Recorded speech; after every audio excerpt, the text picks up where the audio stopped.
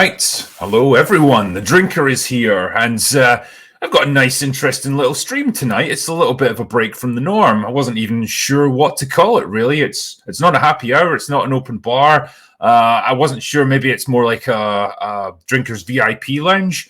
But either way, I'm going to be talking to a really interesting screenwriter who's, got like a 40-year career in the industry. He has written everything from Star Trek The Next Generation to Deep Space Nine to Sliders. And more recently, he's been working on Space Command, like his own show that he's helping to make.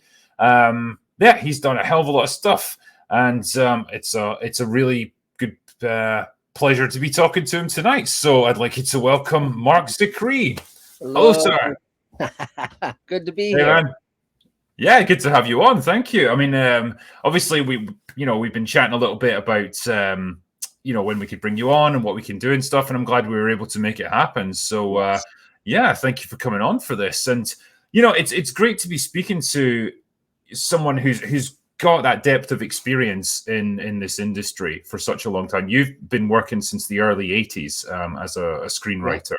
Actually, even the late 70s, interestingly enough. I sold my first short story when I was 19, and I was writing my first book at like 21 or 22 and writing for TV by the time I was 22 or 23. So I was pretty fast out of the gate. And absolutely.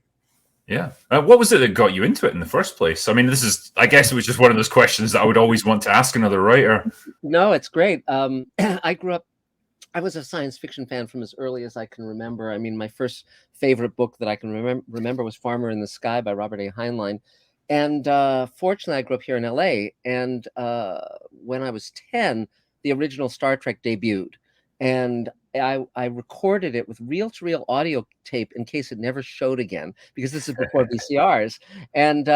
And fortunately, I was being raised by a divorced mom, a single mom, and one of her boyfriends was in showbiz, quote unquote, and he knew I was a Star Trek fan. So one day he said, come on, I've got a surprise for you. And he took me to this apartment building.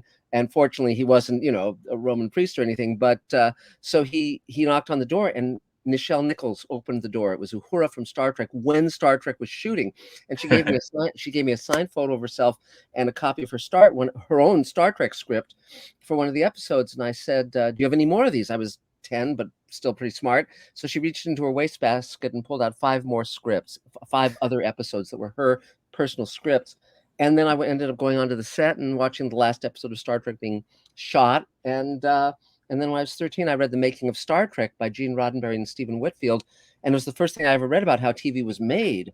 And these Star Trek episodes were hugely influential on me. And I was also noticing that the same writers who were writing the books that I was reading and loving, Ray Bradbury, Theodore Sturgeon, Harlan Ellison, Richard Matheson, they were writing for Twilight Zone and Outer Limits and Star Trek, which were the 3 shows that really made me want to be a writer, the original versions of those shows. And so as soon as I was like a teenager, I started going to science fiction conventions here in Los Angeles and also in San Diego.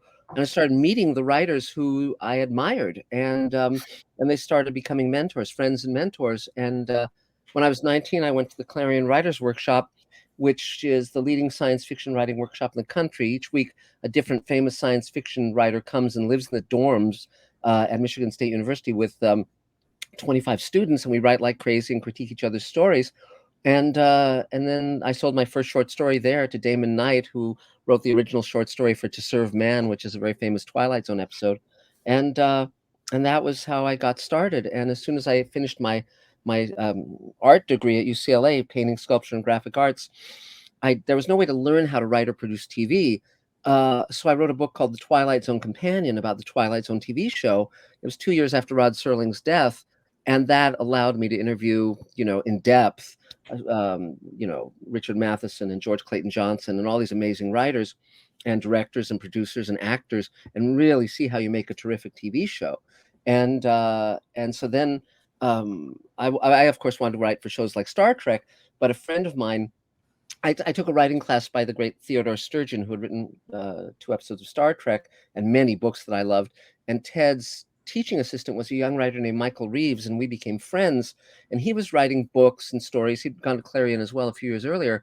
And he was writing animation for television. He asked me if I'd like to collaborate with him. And I had never really wanted to be an animation writer, but I saw this as my way into television. So I ended up breaking in that way. And it turned out I had a skill that worked within those parameters. And so I was writing for Smurfs and He-Man and Real Ghostbusters and Super Friends and all these animated shows in my early 20s. And then I developed a show called Captain Power, which was a live action science fiction show. And that then led to Star Trek: The Next Generation and Babylon 5 and all the other things I've done since. Nice. God, I mean, it's just amazing to hear you describing this stuff. Like, oh yeah, I went round to Nichelle Nichols' house and there she was, just like gave me some of her scripts from Star Trek. It was great.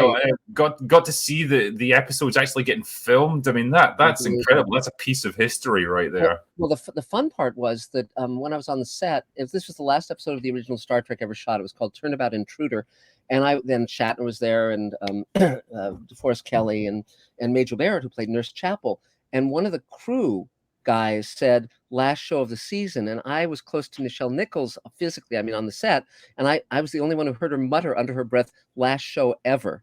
And the irony was that years later I directed an episode of Star Trek, co-wrote and executive produced and directed an episode of Star Trek with George Takei, and I recorded Majel Barrett as the computer voice for the Enterprise. And that was probably the last thing she ever did. She died very shortly thereafter. And then with Nichelle Nichols in Space Command, the show I'm shooting now, I actually wrote a scene for Nichelle Nichols, and we went to her house and recorded it. And I brought the scrapbook I'd kept when I was 10 that had the letters she'd written, and the photo she had signed. And we flipped through my Star Trek scrapbook, and she signed it for me then and there. But it was just such an honor, like 50 years later, to be able to do that. Just mind blowing. Incredible. I mean, there's people in chats, like some people are mentioning that they met her at conventions and stuff, and she was just super nice to them. I remember talking to Nerdrotic as well, like similar situation. He got to meet her. I think it was one of her last con appearances because she's getting older now. Yeah, he just said, she was just a total sweetheart to talk to. Well, when we shot at her house at the end of the day, because I decided to, I made the offer to shoot at her house so she could be there and not have to be, driven somewhere or anything. I wanted to make it as easy as possible for her. And at the end of the day, she came up to me and she said, "Thank you for gracing my home." It's like, wow. I mean, class act. Exactly. And so that's it's been a really blessed life, frankly. I mean, my gosh, I get to play with these amazing toys. We're building 2 9-foot tall aliens now. We're building an alien spaceship set. I mean, what could be cooler? Well, I mean, to have always had that childhood interest in sci-fi and now to have made an entire career working in it. So many people would dream of doing this kind of thing, but maybe they didn't get the opportunity, or they just didn't have the time, they couldn't put the work in, or whatever. But to have been able to have done this and to have written for some of these great shows, and then to be doing your own things now, it's incredible. I have to ask as well, given that you saw the final episode get filmed, what was the atmosphere like? I imagine that they must have been pretty downbeat, knowing that this was probably the last time ever they were going to be working on this. For me, as a kid, it was like going to the land of Oz. I mean, to sit in the captain's chair, to stand on the transport and look up and see like a light bulb that was screwed in, and to go into engineering. And it was like this forced perspective set. So it's so much smaller and tighter than you thought it would have been. But the funny thing is, a friend of mine was a college student at the time, and he got me that visit because he had interviewed Roddenberry for the school paper. And so at the end of the shooting day, we decided to go in and say hi to William Shatner in the dressing room. And when we stepped in, I actually didn't see this because Fred was ahead of me, but Shatner was over the sink with his toupee off, and he started yelling, get out of the dressing room. You almost saw the forbidden thing, Shatner without his wig on. Exactly. The security guard hustled over and hustled us out. But it was, it was just so amazing and wonderful. And I still love those Enterprise sets. They're just so gorgeous. And in fact, there were some fan groups making their own Star Trek episodes. And that's where I did the episode with George Takei called World Enough in Time, which got nominated for the Hugo and the Nebula, which are the top awards in science fiction. And on my YouTube channel, Mr. Sci-Fi, you can now actually watch that entire episode. And to be on those recreations of the original Star Trek sets, they're just gorgeous. I mean, they look amazing still. Really wonderful. I watched. I haven't seen all the way through that episode, but I've seen big chunks of it, and it's so I don't even know how to describe it. It's like classic Trek with the sets and everything, but kind of done with a bit of modern Yes, sensibilities or modern techniques of filmmaking. exactly. And it's Yes. a strange like combination, but to Yeah. get George Takei in, Yes. and he gives a great performance. Like No. obviously he was quite old by that point, but he's great. You could Yeah. totally buy him as he's still Sulu. Well, he worked out for 6 months, getting in shape. He dropped 15 pounds. He really was in great shape. He was 69 when we shot that, but looked easily 10 years younger, if not more. And he was totally committed to that episode. Basically, when I found out, I was on, because I wrote for Star Trek: The Next Generation and DS9. I was on a panel at a science fiction convention, and Walter Koenig, who played Chekhov, was on the panel with me. And this is just after they'd canceled Enterprise and before JJ had announced he was doing the Star Trek movie. And they asked, "What's the future of Star Trek?" And Walter mentioned that he was about to go up to upstate New York and make a fan episode of Star Trek written by D.C. Fontana, who was the great story editor and writer of the original Star Trek, Dorothy Fontana. And so afterwards, I sat down with Walter. I said, "Tell me all about this." Turned out the guys who were doing the visual effects on Enterprise were also doing the visual effects for these guys, and it was and and so forth. So I got very interested in this. So I went home and watched some of their episodes, and they were very impressive. They weren't The acting was like fan style acting, but the heart was in the right place, as opposed to what Star Trek was doing, because as Enterprise was winding down, Mhm. Brandon Braga and those guys were very tired of working on Star Trek, and it showed. But so years back in the 70s, my friend Michael Reeves, who got me into TV, by then he also had written for Star Trek: The Next Generation, and he'd won an Emmy for Batman the Animated Series. We're very good friends. And back in 1976, Paramount was going to do a new Star Trek series called Star Trek Phase 2. And they Yes. got the entire cast together except for Nimoy, because Nimoy was suing the studio over merchandising rights. And so they got another actor to play a Vulcan called Zahn. And they bought a whole season of scripts, and they were doing all sorts of preparatory tests and building sets and all of that. And then Star Wars came out, and they decided to make Star Trek the motion picture instead of the series. But they spent a year and millions of dollars developing it. And so Michael went in to pitch some stories to them, and one of the ones he pitched was Sulu gets involved in a situation where he ends up on an alien planet, and he raises a family, and then he's back an instant later on the Enterprise, but he's aged 30 years, but the Enterprise is still trapped in its dangerous situation and so forth. And it was a really cool idea, and I remembered it. So when I learned of these fans making their own Star Trek episodes, and Sulu had always been one of my favorite characters, um, I said, I called Michael and I said, maybe we could do that story together. We could write it. And then I contacted the guys in upstate New York, and I said, we'd like to do this, but also I'd have to direct it. And we'd also, have state of the art equipment rather than sort of the mini DV stuff they'd been shooting.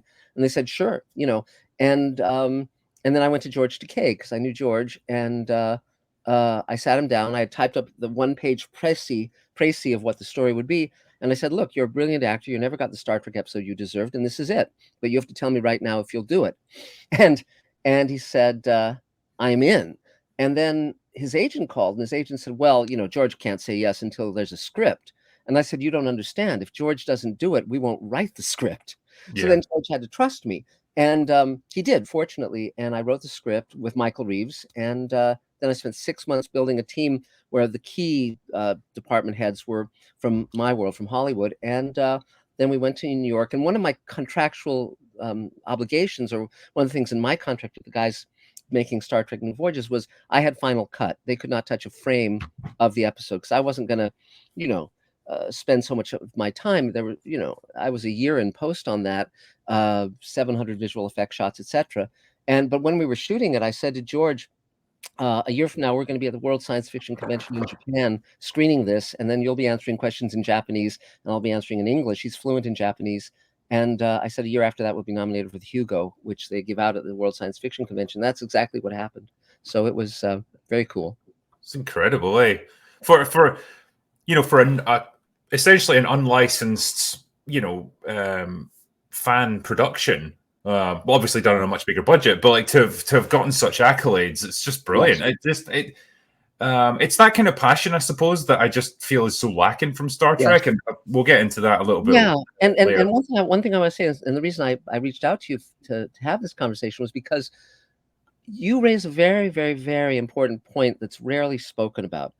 And it's something that I learned from very early on, which is the enormous opportunity and obligation we have as creators of content for television and film to say something meaningful, to say something inspiring, to say something that might actually make a better world without being, rose-colored glasses or with your head in the clouds. But it's like Star Trek inspired an entire generation, if not several generations, the original Star Trek and Next Gen, to become scientists, become teachers, Mhm. live a life of meaning and connection, that we can create a better future if we come together and aren't divided by all of these crazy labels. And it wasn't bullshit. I mean, people forget that the original Star Trek aired during the Vietnam War. It aired when the cities in America were burning, the race riots and civil unrest, and Martin Luther King and Bobby Kennedy got assassinated while Star Trek was on the air. And yet Roddenberry still was enough of an optimist and a humanist to say, look, we can create a better world. Yeah. And that wasn't without looking at what was happening. It was, with taking that all in and then finding a positive solution or a positive possibility. That's exactly it, and that's what used to be so inspiring about it, so uplifting. Carried all the way through to TNG to Deep Yes. Space Nine. I mean, I know that was a bit more morally complex because it was dealing with Yes. conflict and stuff, but and Enterprise did the same. Mm. But when I look at what it is now, it's more like it's just a reflection of where we are as a culture. Yes. Very very kind of concerned with identity and labels, and very dark, very nihilistic, very Uh, grim, yeah. violent. It's like it's just trying to do sci-fi for shock value, if I that makes sense. And it's less about ideas than it is about just There's a lot of reasons. I mean, it's like part of it is staff writers. I mean, when I on all the shows I was on, I've worked for all the major studios and networks one way or another. And back then, 20 years ago or more, um, for instance, on Sliders, let's say, I was a producer on that show, and we had 22 episodes of that season, season four, and half of those we were going to write ourselves in house. There was only a writing staff of like 3 people, and and the other half were freelance pitches. So every day, a writer would come in and pitch ideas for the show, and if we liked one, we'd buy it. That might be the first sale I ever got that guy had ever had. So there's a great possibility of breaking into the industry, but also we knew we would probably have to do page one rewrites on that script because we were living day in, day out with the show. They couldn't possibly have the knowledge of the characters or of the world or any of that stuff. So, we knew that we might, and I never put my name on a script I rewrote because that would take half of the residuals from the freelance writer, and that might be his only income for the year. So I would never do that. And so on those 22 episodes, I was either outlining or writing part of or coming up with the general notion or all of the above on about 19 of those 22. But the fact that you had freelance writers coming in every day meant that there'd be ideas coming in, fresh ideas from people, who weren't just, you. And yeah. whereas now that it's staff written, they'll hire like 20 writers at the beginning of the year. It'll turn out that about half of them don't have the ability to write the show. So they'll just sit in their office writing their spec feature or spec pilot. And the others will just be kind of there, hamsters in a wheel, trying to make sense of this. And now because one story is told over the entire season, if that story sucks, then they're screwed. I mean, like I've kind of bare knuckled it through, with teeth gritted, trying to watch Star Trek Discovery through 2.5 seasons, and then it's like I can't. It's like it's such a train wreck, and my friend Doug Jones, who stars in Space Command, is one of the good things about it. He's great, Mm. but there's just such a push and pull between. You can, particularly in that first season, you could sense warfare in the writers' room. You could say it would take one step this way and then be yanked another way, and it was just like chaos. And Strange New Worlds, I have more hope for because they've gone back to 1 hour, one story, beginning, middle, and end. So if Yeah, so it's kind of episodic again. right, so one week they might have Spock's brain, but the other week they might have City on the Edge of Forever. It's like but Yeah. one thing. Well, I will tell you something in this regard. The Harlan Ellison he wrote City on the Edge of Forever, which is one of the great episodes of the original Star Trek. And every TV show, I saw it when I was 10, every TV show I'd ever seen before that, the hero saved the girl, every single one. And in Mhm. that episode, Kirk has to literally throw the girl he loves under a truck Yeah. to save the future. And I was just gobsmacked. You know, it's like, wow. And what there was at the heart of that was a profound truth, which is that in your life, there will come times when you know the right thing to do, but to do that right thing will break your heart, but you have to do it because it's the right thing. So there was a profound truth about real life that I was exposed to by that story. And Harlan, whom I got to know well, who became a friend and mentor, Harlan told this great story around that time when he was writing City on the Edge of Forever. A friend of his came up to him, a TV writer, and he said, and he was laughing, and he said, I just pitched Flight of the Phoenix. I just pitched Flight of the Phoenix to Star Trek, and they didn't recognize what I was ripping off, and they bought it. They bought it, and it was like there was an episode called Galileo 7 about a crash shuttlecraft. I remember that one, yeah, Right. because like they're getting attacked by like aliens on the planet they've crashed on. Yeah, alien cavemen. But Harlan said to the writer, he said, "You cheated not only them, but you cheated yourself because you had an opportunity to tell a story from your heart that would have been deeply truthful and meaningful and could have had an impact on the world, and you just squandered it." And when Harlan told that story, I realized that he was 100% right. Galileo 7 is not that bad an episode, by the way, but Right. but you can, if you really push the envelope, if you really look for something profoundly truthful within yourself. Ray Bradbury was another friend of mine and a mentor, and he said, "Don't look outward, look in." And he didn't mean to ignore the world. He meant find the things that you feel deeply about. You have to get to a profound understanding. And I think what we're missing on the new Star Trek series a lot is they're paying lip service to things like, oh, well, the Federation stands for good, but they're not going deep into, okay, what does that mean? It's bullshit. It's like, you have to really process it. Like when Far Beyond the Stars, the thing that's great about Far Beyond the Stars is it's the first time Star Trek, and by extension Paramount, said to the audience, you're not crazy. Cops are murdering black kids. They murder them. And I mean, to have that said explicitly in a TV show of that era is just mind-boggling. And so there's a truth in that episode that got out, and that's why it's such a great episode of Star Trek. And I mean, I came up with it, but it was phenomenal. I was very, very thrilled that got made. It was interesting, the point as well you made about like City on the Edge of Tomorrow, that there's not a happy ending to it. And I think some of the best episodes of Star Trek were the ones that didn't have that happy ending and left the captain, whether it was Kirk or Picard or Sisko, kind of just pensive and thoughtful that they'd experienced something kind of really like profound, but like there wasn't a good resolution to it. And it kind of gets reflected in the episode of TNG that you wrote, the First Contact one. Because I liked the ending of that, where for people that aren't familiar with it, like the Enterprise makes contact with a culture that's just developed warp travel. And so when they do that, that's when the Federation can contact them and make themselves known, because up until then, they're not supposed to interfere. And they get tangled up with them because Riker is posing as one of them, and he gets injured, and they start to discover that he's an alien. But it ends with the aliens basically deciding, nah, I don't think we're ready for this. I think you guys should just go away and leave us alone, because our culture is just not well advanced enough to cope with this knowledge that we're not alone in the universe. And I really like that, because it's real, and it's one of those rare episodes where you actually get a much more fleshed out alien culture, because so often they're all just kind of uniform, and they'll have like, they all look the same, and there's like one government that rules them all and everything. And with this one, it was a bit more complicated, and there's like factions within them.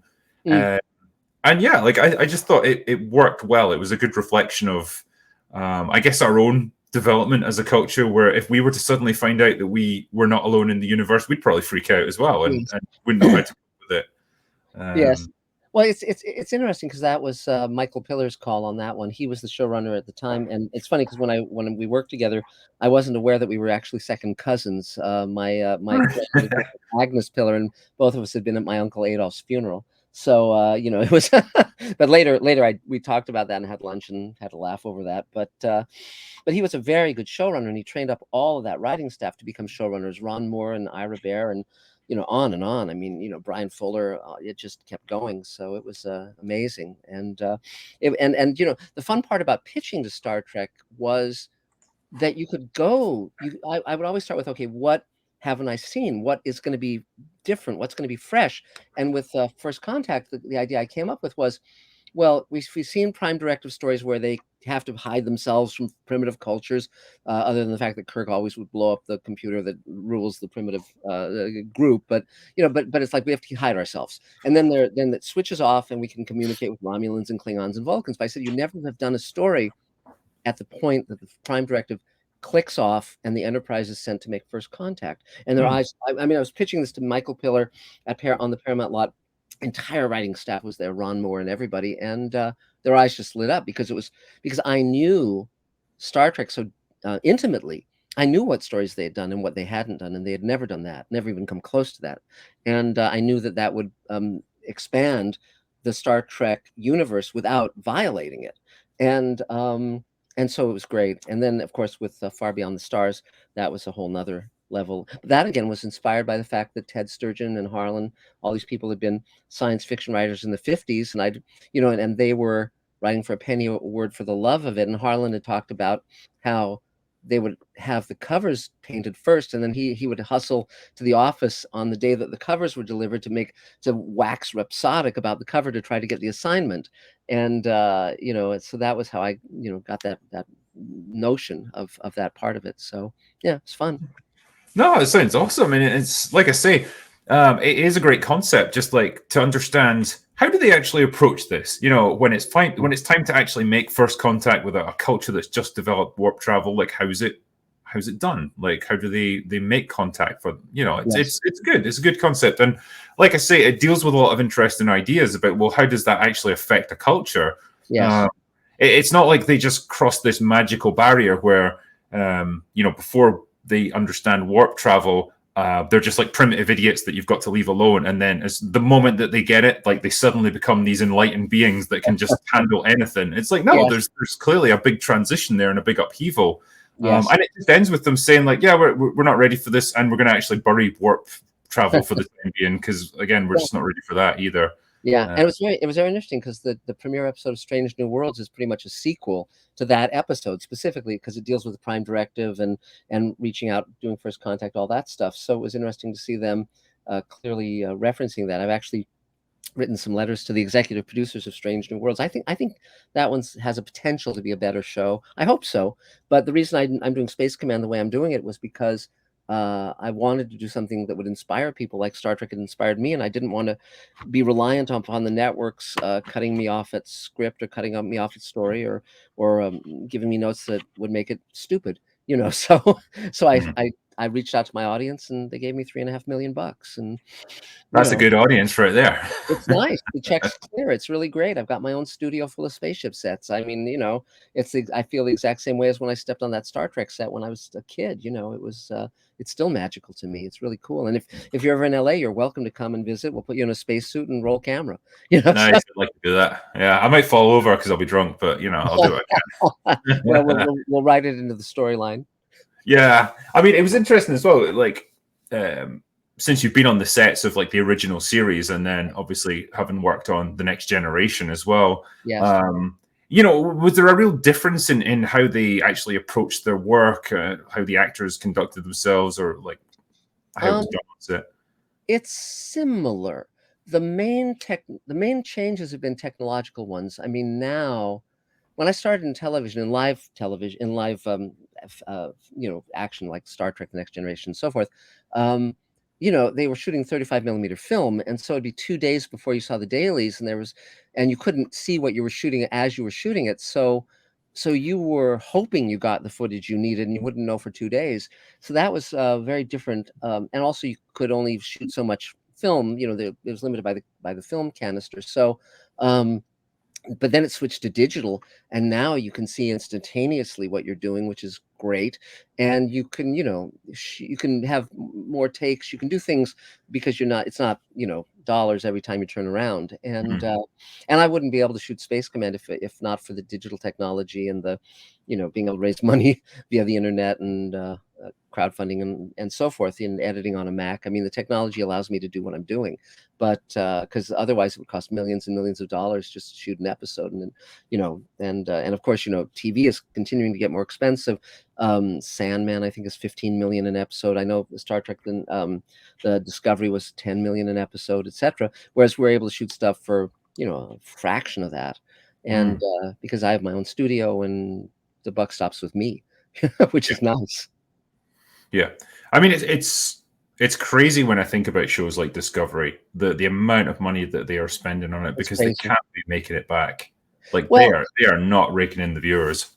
It's an interesting question because it's sort of like their flagship property. They've got 5 Star Trek series going now, which is pretty crazy, and they must be selling a ton of products, merchandise, all that stuff. Who knows? I mean, it's fortunately I don't have to, worry about that. But to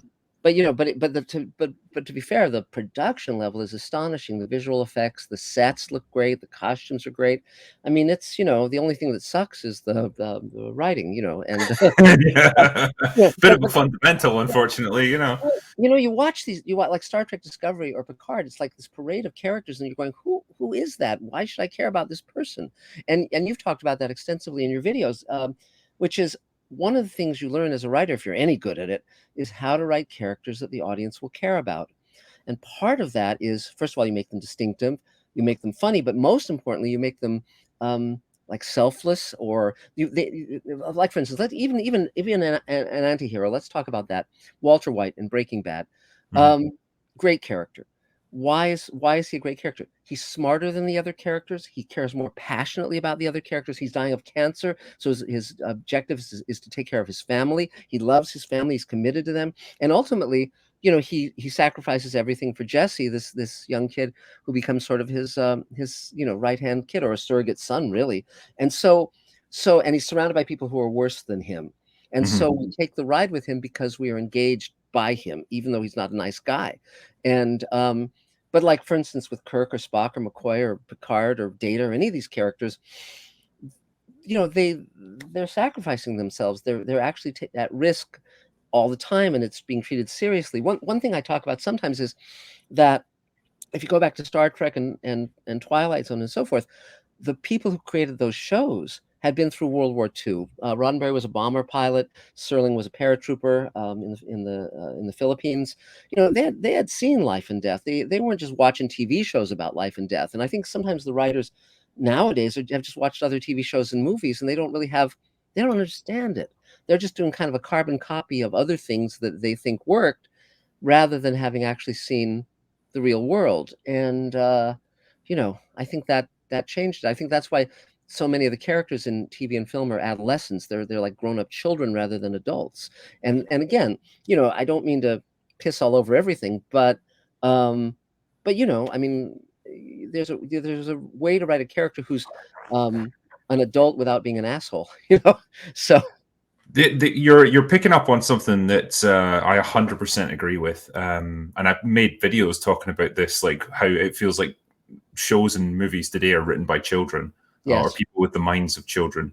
And the point that you made, which is absolutely fantastic, about people like Roddenberry and the original writers on Star Trek having done time in the military, having led pretty tough lives and pretty eventful lives, that gave them, I guess, an understanding not just of how to write characters put in difficult positions, and intelligent characters that conduct themselves as officers should, but an understanding just of how the chain of command works. Yes. And that drives you crazy in Star Trek nowadays, because it's like, she commits a mutiny, and then it's like she's put in charge of the ship, and it's like all this, like, what are you doing exactly? Yeah, like people casually back-chatting superior officers. It's like, you can't do that. You get court-martialed. Yeah, no, I mean, it's just like, I agree with you. It's kind of like, because they're riffing on previous versions of Star Trek without, I mean, you have to do your research. I mean, for instance, on Space Command, I went to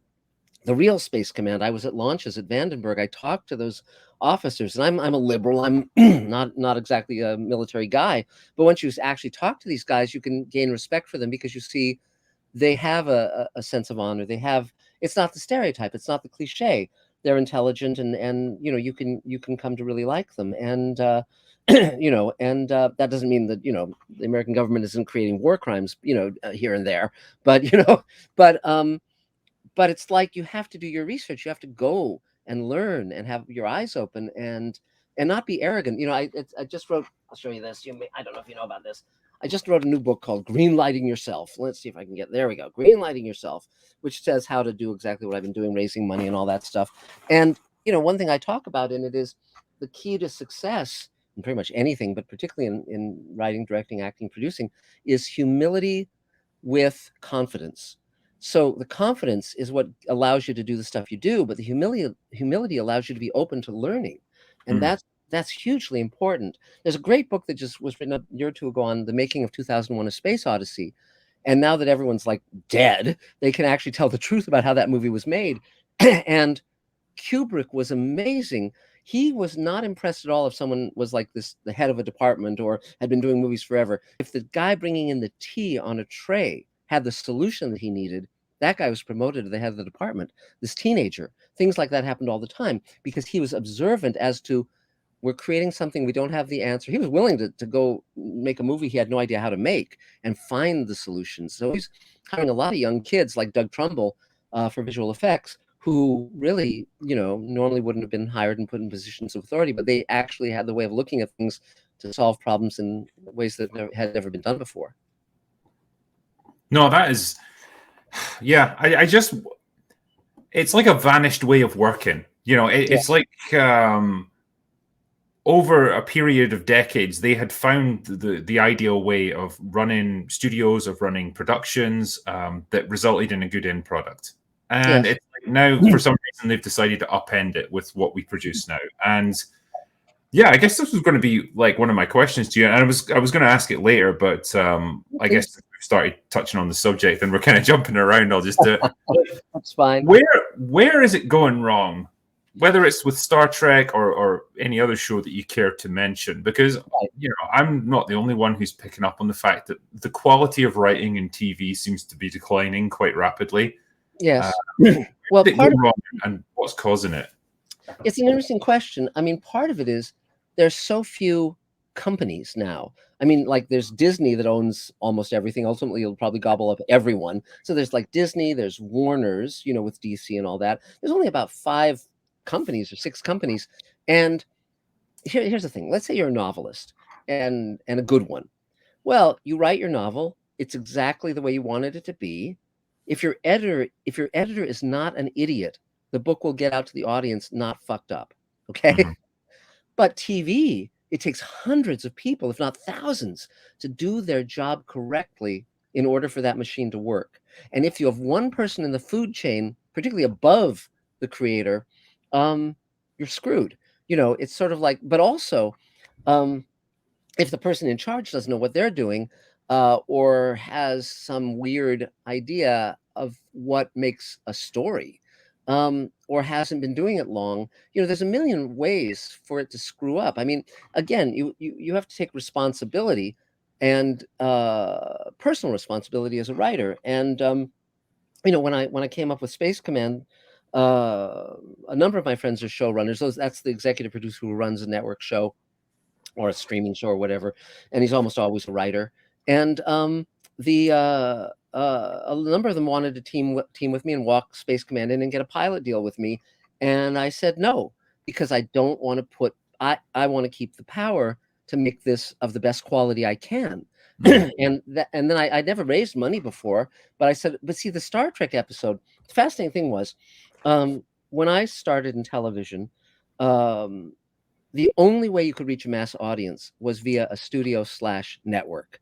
You couldn't just film something in your backyard and reach the world. Okay. There was no delivery mechanism for that. And it was just too expensive. Everything cost millions of dollars to make. Even a low-end TV show would cost at least $1 million or 1.3 or 1.5 million per episode. But then when I found out about that Star Trek episode the fans were making, I thought, okay, let's see if I can bring that up to the level of a network show. When Michael and I were writing it, I said, don't step back from this. Let's write it exactly as if we were writing a network show. And I was executive producing it, and I was directing it, and Michael and I were co-writing it. So I had control. And that proved to me that we could do that. And I cast Christina Moses as Sulu's daughter, and she's now starring in A Million Little Things on ABC. She was the most amazing actress I'd ever seen, and she had never done TV. She'd only done theater. And but I saw her incredible ability, and so that showed me that it would work. That there was the internet gave us a delivery mechanism, and that you could, given the technology, make something of that quality. So then, with Space Command, I said, well, let's see if I can raise money, because that's the missing ingredient. And uh, and if I hadn't been able to, then I would have gone back to my friends and said, yeah, let's walk this in and get a pilot deal, because I would have failed at the alternative. But in this case, our first Kickstarter campaign, the target was $75,000 to raise in 2 months. We raised that in 3 days, and the campaign raised $221,000. And from then on, I was able to have Kickstarter campaigns and sell investment shares of $7,500 each in Space Command. And so far, as I say, they've given me over $3.5 million and counting. And so we're shooting our 6th hour of Space Command and getting ready to shoot the other 5 pilots of the Showrunners Network, which is the thing that I'm doing the lead from that. So it's, amazing. And because I'm not at Paramount or Warner's, I can spend the money on the thing itself rather than all that overhead. So I can do stuff for, much, much less. And that allows me to do this stuff. So we'll see where it leads. But the problem, of course, is, let's say you're on salary at Paramount, for instance. Let's say you're running a science fiction show. Now, maybe if you've got clout, if you've got your head in the right place, if, like, for instance, the Orville, I think, I haven't watched all the episodes, but, what I've seen has quality. The Expanse, I thought, had quality. Mhm. If you're dealing with the right people and you have a sense of what you're doing, and again, the Expanse was run by Narain Shankar, who comes off Star Trek: The Next Generation, and my friends Mark Ferguson and Hawk Ostby, who I'm now creating another show with. So, so they were talented and passionate, and they were there for the right reasons, which was to make a show that really had something to it, and it was based on a series of very entertaining novels. But the Orville, it's because Seth is starring in it, and he's writing it, and he has clout with Fox because of the string of successes he's had. It's you need that 800-pound gorilla. But on the other hand, most people, even if they're smart, even if they're planning something that works, the moment the network gets scared, or someone's an idiot and gives a note that they have to listen to, because the studio's writing the checks, they can't say go fuck yourself. Whereas I write it. My wife Elaine and I write and produce and direct together, and so we're writing the scripts, casting who the hell we want, and shooting it, and then I put it out to my audience. It's that simple, very, very straight line. And now I'm talking to the networks, and I went to a conference on Friday where I met the heads of scripted drama for Netflix and AMC Plus and on and on. And I'm going to follow up with meetings with these people, and we'll see if they want to come aboard any of this stuff. But it's already a train that's moving. It's sort of like, if you like this, we can have a conversation, but it'll be a partnership for distribution and promotion, rather than you guys saying, put a funny robot in it, or put a dog in it, or a kid. And not that you can't do those things effectively, but we've all seen really terrible examples of that. Yeah.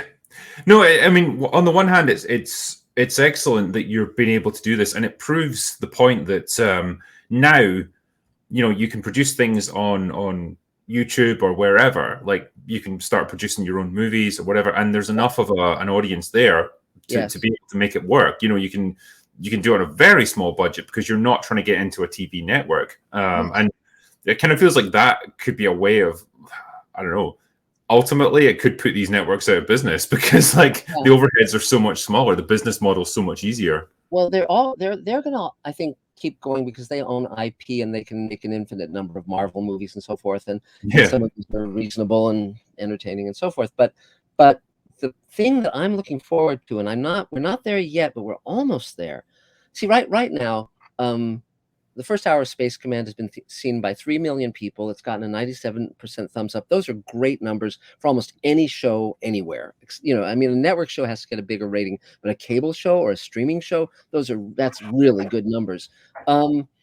But But now I'm at a point where I can raise enough money to make the show. The next step is building a large enough fan base where you can say, hey, I want to put out a season of Space Command, and if you pre-buy the box set for $95 or $99, we can make the show. It'll be basically pre-order that finances the show. We're almost there, not quite, but that is I think the future, not just for me, but for like any show that any of us love. I mean, if Star Trek, the original Star Trek, were on now, I was actually there with my little picket sign, picketing for the third season when Star Trek was going to be canceled in season 2, and picketing around NBC at night.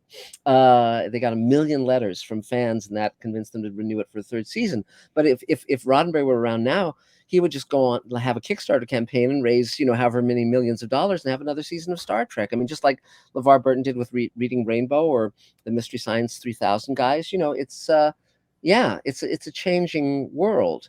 Part of the reason there's so many crappy TV shows is just there's so many of them. Here in America, there's over 500 scripted comedy and drama series, and that means that there's just so much more crap. My friend Ted Sturgeon came up with what's called Sturgeon's Law, which is 90% of everything is crap. And when I wrote a book with Guillermo del Toro recently, and I talked about this to Guillermo, and he said, well, that's countered by Guillermo's law, which is 10% of everything is awesome. So, okay.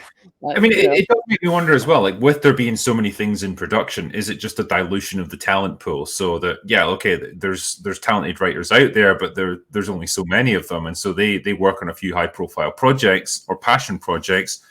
And everyone else, every other production is just lumbered with the dummies who aren't very good. And it just, I don't know, man. Is that how it is now? I don't think so. I think the problem is, in order to say something, you have to have something to say. And that involves a process called, I believe, thinking. And, so it's like if one of my other mentors was a guy named Bruce Joel Rubin, who wrote the movie Ghost. And he said, if you ask about most movies what they're about 2 hours. Meaning that they're not about anything. They're not about anything. That's true of TV shows. What are they about? They're about an hour. It's like, so it isn't just that you have to have something to say, but you have to have something to say where you've really gone. Well, we all go to like dinner parties where most people just sit mouthing, cliches they've heard from other people. It's like, grass always is greener on the other side or whatever. They're kind of like just putting words out into the world to be part of a conversation. And then every now and then you meet someone who really is interesting, who's really cool. And what they say, Ted Sturgeon was like this, Theodore Sturgeon. It's like, man, that guy is not like other people. Ray Bradbury was like that too. It's like, wow, they really were from a different place and you could learn from them. And, and I mean, we all see those people in media like Carl Sagan or whomever, and of course Einstein, but real people who are really observing the world and coming to their own conclusions about it. That's where you have to start in order to write a story that's worth telling, and, so that's part of the problem. So there's a million ways a show can go wrong and very few ways for it to go right. I mean, I still think there are good shows. I mean, for instance, I'm watching Better Call Saul, which I like a lot. Vince Gilligan, I think but one thing I should say, by the way, is all of these showrunners who are doing great work, they're all enormous fans of Rod Serling. They were all inspired by Serling. Interestingly enough, Vince Gilligan and Ron Moore and David Chase with The Sopranos and on, huge fans of Serling. Neil Gaiman's another one. And,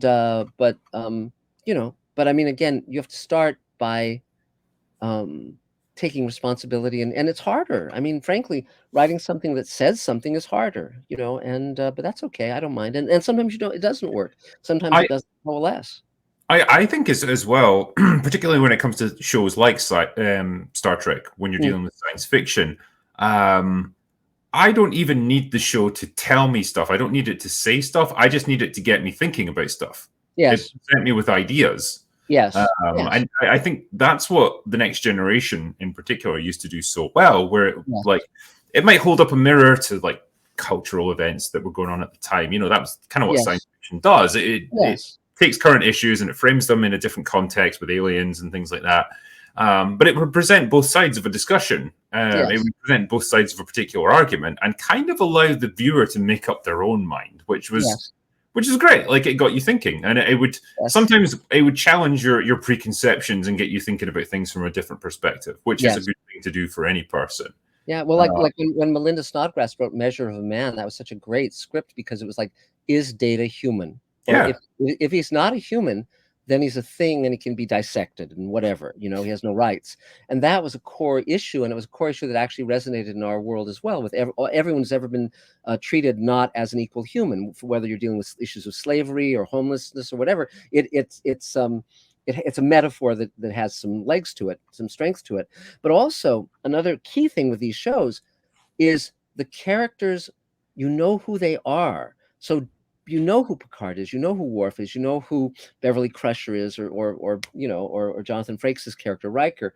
You know, you know them, you like them, you want to take the journey with them. And you know, and Star Trek Next Gen took a while to get going. That first season was very iffy, you know, and then Yeah, finally, I was going to ask you about this because yeah, did they not bring in a lot of the writers and scripts from the original show, like just no. leftover ideas and stuff, and Well, they tried to like it pile was this? Roddenberry. It was Roddenberry. By then, he was not the guy he'd been in the '60s for various reasons, and you know, so he was problematical in certain ways. But finally, it's funny because the first season of Star Trek, I pitched a number of times, and every producer I pitched to wanted by one or more of my stories and was fired before they could. It happened with David Gerald, and it happened with Tracy Torme, and on and on. And finally, they hired Michael Piller, and he knew how to run a show, and he was very interesting because he had an open door policy with unsolicited Star Trek scripts because he had written a spec episode of Simon and Simon, and that got him hired on that show and began his career. You know, every other show on TV, you were forbidden by the legal department of the studio from reading like, for instance, when I was on Sliders, I couldn't read a spec Sliders script because you could be sued. You know, you could, whether or not, you know, I mean, because you know, they would assume there's so many ideas that are like common coin in our world. And it was funny because when First Contact aired, I got a call from Star Trek, and this was when DS9 was ramping up and so forth. And they said, "Were you ever a judge on a Writer's Digest contest?" And I said, "No. Why?" And they said, "Because someone is claiming that you ripped off their idea from the script they submitted to that contest." And I said, "No, I wasn't." So they said, "Okay, that's good." And I said, "Just for curiosity's sake, how many of the episodes of Star Trek, these various Star Trek series, have plagiarism suits?" And he said, "All of them." every every episode, because they have an open door policy reading Star Trek scripts. With that policy allowed them to hire people like Ron Moore and Melinda Snodgrass and all these people who wrote spec Star Trek scripts, got them read, and then were hired. And that began their careers in TV. So you know, so that was a good policy, but certainly more work for everybody involved. But again, you know, it was that combination of characters that you care about and stories that are really thought-provoking. And I agree, many of the stories didn't come down this way or the other. They presented the dilemma Mhm. and the moral question. You know, in Space Command, you know, we present um, moral questions where it's sort of like, okay, when I talked earlier about having to make the right decision, but it kind of screws your life or screws your career. That's one thing that happens, and there's a point where our hero makes a certain decision, and it's the right decision, but then it also has a ripple effect that causes a lot of damage down the way. And then we follow that damage and we see the repercussions of it. So it's just it's complex. There's no perfect answer. There's just the less bad of two choices, you know, and that's very interesting because Space Command covers 200 years in the lives of 5 families as we colonize the solar system and jump to the stars. And it's got a lot of Star Trek alumni and Babylon 5 alumni in it. Actors Doug Jones and Mira Furlan and Bob Picardo and Bill Mumy and Armin Shimmerman and Ethan Phillips and on, Christina Moses, etc. So, you know, it's fun. No, it's great that you were able to get so many of these guys in. Like, obviously, Yes. all great actors, you James know. Hong. James Hong. He's in the next episode of Space Command, and he was in Blade Runner and in Big Trouble in Little China. He just got his James Hong is a legend. I love yes. him. I'll He's always love him 93. for Big Trouble in Little China. Amazing guy, 93 years old, still going strong. Phenomenal. Well, I just watched him in Everything Everywhere All at Once, and Yes, he's great. the guy hasn't missed a beat. I know. Honestly, still He's great. amazing. Yeah, but we're actually doing a show that's coming down the pike. I'm creating a show with Rockne O'Bannon called Sweet Haven, and the basic gag in that is that there's a bioengineered disease that kills everyone in the world under 60. And so the people 60 and above have to figure out how to save humanity when they can't reproduce. And so we've written the pilot. We're going to be shooting the pilot, and it has Gates McFadden and Barbara Bain and Robert Picardo and Veronica Cartwright and Ethan Phillips. I mean, it's amazing, wonderful cast of older act. Michael Harney from Orange is the New Black, and just like it's really good. We've had 2 table reads of the script, and it's just I can't wait to shoot it. It's going to be really, really fun. Sounds good. Yeah, I hope so. I mean, if you do a rant, I'll know that I failed. I was going to say as well, like you touched on this earlier about with that kind of original era of Star Trek. Yes. You had the Next Generation, you had Deep Space Nine, you had Enterprise, and Voyager as well. I keep forgetting about Voyager. That was a thing which existed. And I think probably most people would acknowledge that the big problem that they had towards the end, it all was starting to feel a bit stale. Yes. They were starting the writers were getting stale. Ira Bear had a terrific writing staff, and DS9 didn't lose its ability. But by the time you get to Voyager and Enterprise, Rick Berman, Brandon Braga, a lot of them are getting very, very tired. They've written Star Trek for years, and it's just kind of like, it doesn't. That was problematic for them at that time. But yeah, I mean, because you can either hire the wrong people or you can burn out the right people. I mean, those are 2 things. But one of the reasons that the first generation of great science fiction TV and movies was of the quality it was because they had the intelligence, they had the savvy to hire the great writers of science fiction who were writing the books. And so they hired Ray Bradbury and Theodore Sturgeon and Matheson and Charles Beaumont and George Clayton Johnson and Harlan Ellison. And so fortunately many of these writers were already writing for TV one way or another. Beaumont was writing westerns and so forth. And so Rod Serling, basically when Rod sold Twilight Zone, he was not a science fiction fan. He wrote Twilight Zone because he was being censored by the mainstream and couldn't talk about racism or any of that stuff. And so he sold Twilight Zone and but didn't know what to do how to hire people. They had a sort of open submissions, and it was like 5,000 people sending scripts, and he read 500 of them. They were total crap. So he called Ray Bradbury, and he said, Ray was the top science fiction writer in the world at the time, and he said, "What do I do?" And Ray said, "Come on over to the house." And they went into Ray's basement, which was Ray's office, and Ray pulled 4 books from his library. One was by him. One was by 2 of his proteges. Well, 2 were by his proteges, Richard Matheson, Charles Beaumont, and another was by John Collier, a British writer. He said, "Read these, and then we'll talk." And so from that, Serling got Beaumont and Matheson as core writers, and then another protege of Ray Bradbury's, George Clayton Johnson, became one of the other great writers of Twilight Zone. And then those writers then went over to Star Trek, and also Outer Limits. And so, so that was those great science fiction writers. And then the more recent generation, you have people like Neil Gaiman and George R.R. Martin. I mean, George, I worked with him on 2 TV shows back when he was trying to become a showrunner, and then he failed and went back to New Mexico and decided to write books that would never be a TV show, and that was Game of Thrones. Yeah. Yeah. But that was because the thought process was correct, where they said, let's find people who are writing great stories, who have that process of, I mean, Matheson was the kind of guy who could go on an airplane flight, look out the window and think, what if I saw a gremlin out there? And you need that kind of person who can come up with a story that you never would have thought of. And, and Matheson told me that the way you write a great Twilight Zone story is you put in 1 drop of fantasy. So it's like there's a gremlin on the wing, but then you play it absolutely as realistically as possible. And that's what makes the story work. And I've seen so many writers make the mistake of throwing in the kitchen sink and, they're dead. They're done. Yeah. I was just thinking as well, like, obviously you got past that era where Star Trek kind of petered out in the early 2000s. And I guess the question was, where the hell did we go from here? Yes. And it was interesting because when JJ announced he was going to do the first movie, I was in pre-production on the Star Trek episode with George Takei, and I didn't want business affairs to get wind of it and say to JJ, there's someone doing a thing with George Takei, this fan film, and have JJ pull the plug. So I reached out to JJ and we had lunch, and I said, look, I'm doing this George Takei thing. Is it okay with you? And he said, yeah, that's fine. And then I went on the set of his movie when he was shooting it. he got the franchise going again, but I think there's split opinion on whether or not those movies are good or not. I think the first one at least he brought energy to it. There were a lot of choices he made. I can't fault it for being fast-paced and looking good, because obviously, it was done with modern technology, and JJ is the master of just fast-paced stuff. Yes. A bunch of stuff at you constantly. People are running around and screaming, and you don't have time to think about anything that's happening. Go, go, go! Yes. That's fine. But there's one shot in the first Star Trek movie that's very funny, where they're going down a stairwell on the Enterprise, and the walls are made of concrete. So keep an eye out for that shot. It's right. But go ahead, please.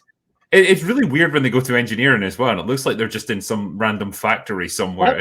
That was actually Busch Bavarian Gardens. It was a plant that made beer.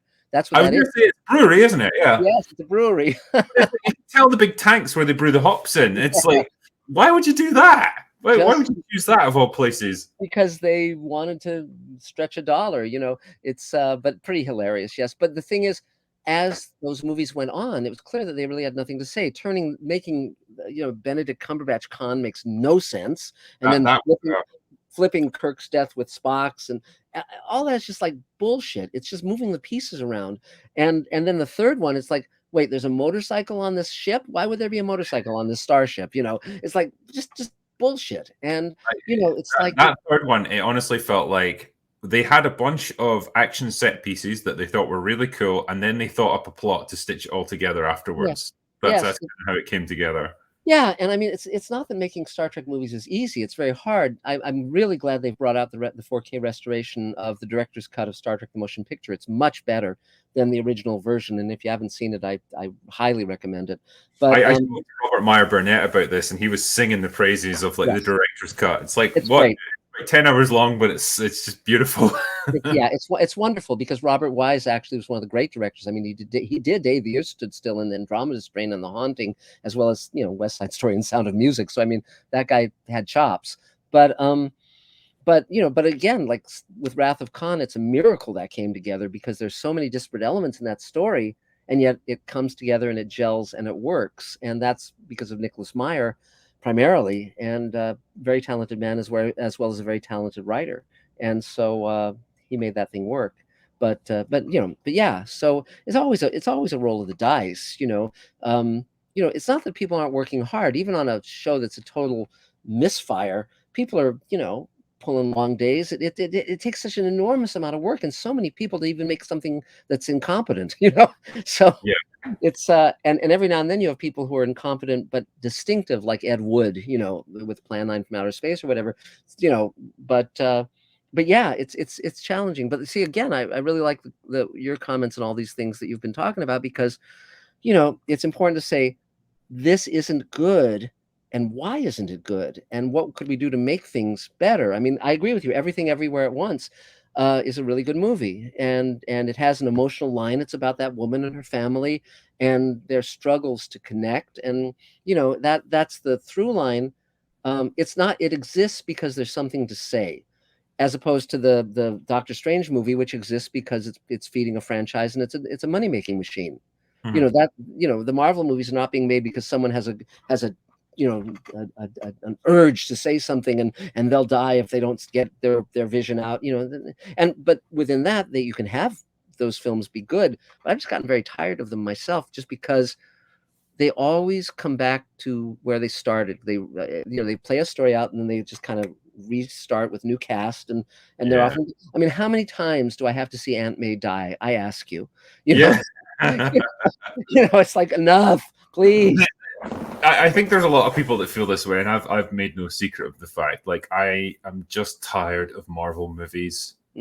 I'm tired of just kind of rehashing the same characters and the same ideas, and then when the actors get too old or too expensive, just kind of swapping them out for another actor that's cheaper, but basically playing the same character. And they're just, I don't know, man. They're just become weary, and they feel like where Star Trek was in the 2000s, where they're just burned out. They don't really know what to do now. Okay, they've got a shit ton of money to play with, and they make them look beautiful in ways that Trek never could back in the day. But it all counts for nothing if there's no heart behind it, and that's where it's lacking. Well, that's why I'm doing things the way I'm doing them. I mean, and again, with my friends like Rockne O'Bannon and Mark Fergus and so forth, the reason they're working with me on these shows, which we're gonna finance through crowdfunding and also pitch to the networks. But the whole idea is I created this thing called the Showrunners Network, where it's a slate of 6 new science fiction shows created by some of the creators of the great science fiction shows of the last several decades. And the idea is, we're in charge. We get to say, and we bring our friends aboard, our actor friends like Doug Jones and Bob Picardo, who are just amazing. I mean, we lost Mira Furlan, sadly, to West Nile virus, but I first met her when I wrote for Babylon 5, and I brought her aboard on Space Command, and she was just like amazing, wonderful. And and to work with Veronica Cartwright or Gates McFadden or any of these people, I mean, Jesus, what an honor. Barbara Bain, for God's sake, was, whoosh, I saw her in Mission Impossible when I was a kid, and then she did Space 1999, which is and by the way, the first episode of Space 1999 has one of the greatest lines in any TV show ever, which is Martin Landau says, "We may be sitting on the biggest bomb of all time." Because the moon, it's like, well, maybe you are. So but yes, but these are amazingly talented people, and it's fun to give them an opportunity to really do their stuff. It's fun, super fun. There was I can't remember how I phrased it, but recently one of the things I touched upon with things like sci-fi is that the biggest problem it's had over the past 10, 20 years is that it's gone mainstream. And so whereas it used to be like not a niche thing, but like there was a very particular crowd of people who were into it, and you kind of you had to like earn your chops, I guess, as a sci-fi fan. You had to like put in a bit of time and effort to understand what was presented to you, and it was thought provoking. It was interesting, and so the shows they're tailored towards people like that. Yes. The problem now is that everyone claims to be a nerd. Everyone claims to be a geek because it's fashionable and it's cool, but they don't really know fuck all about anything. And so the showrunners of these things are appealing to that mass market of idiots. And it's almost like that's why things have been dumbed down so much. That's why you've got James Kirk riding a motorcycle into darkness, or all these like weird, like out of context moments taken and pilfered from other movies and thrown into like new stories. It's a weird thing, but it's like the death of kind of intelligent sci-fi. Yes, I think that's what we're seeing. Well, at the end of the day, I can only take responsibility for what I do in the world. And so fortunately my fans, the love, see, here's one thing that's different now, that's better, enormously better. When I was starting in TV, it was a one-way conversation. I would write a show, it would air, and then I might get a letter, or I might go to a convention and run into a fan or whatever, but that was it. And now it's a two-way conversation. Thanks to the internet, thanks to YouTube and so forth, and podcasts. And because of that, authenticity matters.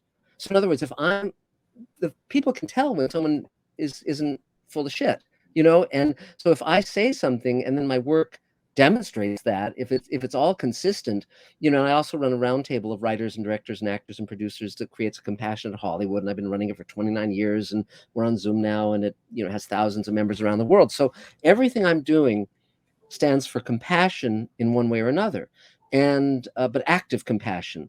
It's where you reach out to others, where you create a future worth living in. So Space Command is very much about that, with not from a and because I'm not a cynic, but I think it's hard choices are hard won, and there's a fallout. I mean, if you fight the powers that be, they'll obliterate you. They'll I mean, Martin Luther King wasn't shot because he wore dark suits or whatever. He was shot because he was winning. He was effective, and they killed him.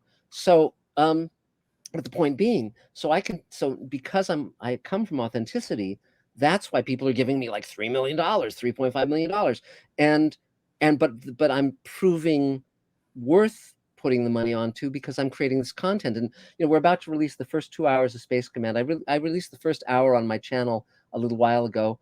but now we're about to send out the Blu-rays and DVDs of the first 2 hours. The Space Command is structured as 2-hour stories that split down the middle into 2-hour episodes, and then it's a 12-hour season made up of 6 2-hour stories that form a larger arc. And so we're shooting, as I said, we're shooting hour 6 now. We've written the entire season, and now we're about to really ramp up because we can, and it's really fun and cool. But again, when people watch the episode, I mean, the first 2 hours of Space Command has 1,900 visual effects shots, which is insane. The guy who runs my studio, the producer who's in charge of physical production, he said he told me there were 8 shots that don't have visual effects in the first 2 hours, not 800, 8. So, but the point is, and it's a point that you make often, that's not the key thing. The key thing is characters and storyline that you care about. The visual effects are in support of that, but it's not the tail wagging the dog, because, we've all seen tons of movies and TV shows that are filled with visual effects, and they're shit. They're total shit, so it has to go back to the human heart. It has to. And, well, Babylon 5, I think, was a good example of that, where you can look at the special effects now, and charitably speaking, they weren't great. They were suboptimal, I think. Yes. But it was a show made in the mid-90s with a Yes. huge budget, and so that's what you got. But the writing was there, and the characters were there, and that's what made the show compelling. And so you can kind of look past the dodgy visual effects. Yes. Because they're just window dressing on really what you're looking for. Whereas if you get the opposite, you just end up with a really unsatisfying experience, like Doctor Strange, for example, where it's just looks incredible. You've got the most mind-bending, scenes imaginable, but the writing's crap, and so you're not really invested in it. So, exactly. If you're in the position where you can juggle both and get like a visually, solid show with great characters, perfect. Yeah. Well, it's funny because when I'm the only writer who wrote for both DS9 and Babylon 5, and I'm also, by the way, the only writer who wrote for both Smurfs and Friday the 13th, the series. So, they're both badges of honor. But the way Babylon 5 came about was I was hired to develop a show called Captain Power and the Soldiers of the Future that Mattel was underwriting. It was a live-action science fiction show. And my goal was to create a science fiction show for adults. Basically, it was aimed at children, but it was going to be written as it were written for adults. So I spent a year developing it and creating all the characters and the backstory and all this stuff. And they were going to hire, and I was doing features at the time, so they wanted me to story edit the show, but I couldn't because I was doing features. And they wanted to hire this guy who was a total hack and was going to totally wreck it. And my wife said, "Well, you have to do something about it." So I had a friend who I'd worked with in animation, and he'd never done live action. So I said, "Look, you've never heard of this guy, but if you hire him as story editor, if he can't do the job, I'll step in." So they hired him, and his name was Joe Straczynski, J. Michael Straczynski, and the two producers were John Copeland and Doug Netter. And so with them, he then went on to create Babylon 5. And so that whole notion of there's a core of us who we're going to do our best work no matter what we're paid. If it's nothing, if it's good money, doesn't matter. You bring your A game, and you're just doing it because you love it, because it's just such a great opportunity. It's so much fun, and you can just write something that people will be watching decades later because you did your job right, and so that's part of it. So Joe and I certainly saw eye to eye on that, and I was very much in favor of what he was doing with Babylon 5, and and to write for actors like Andreas Katsulas, that was phenomenal. And it was funny, when I was a producer on Sliders, I took Andreas to lunch on the lot, and he told me I was the only producer who had ever taken him to lunch. And and he was such a dear soul, died far too young.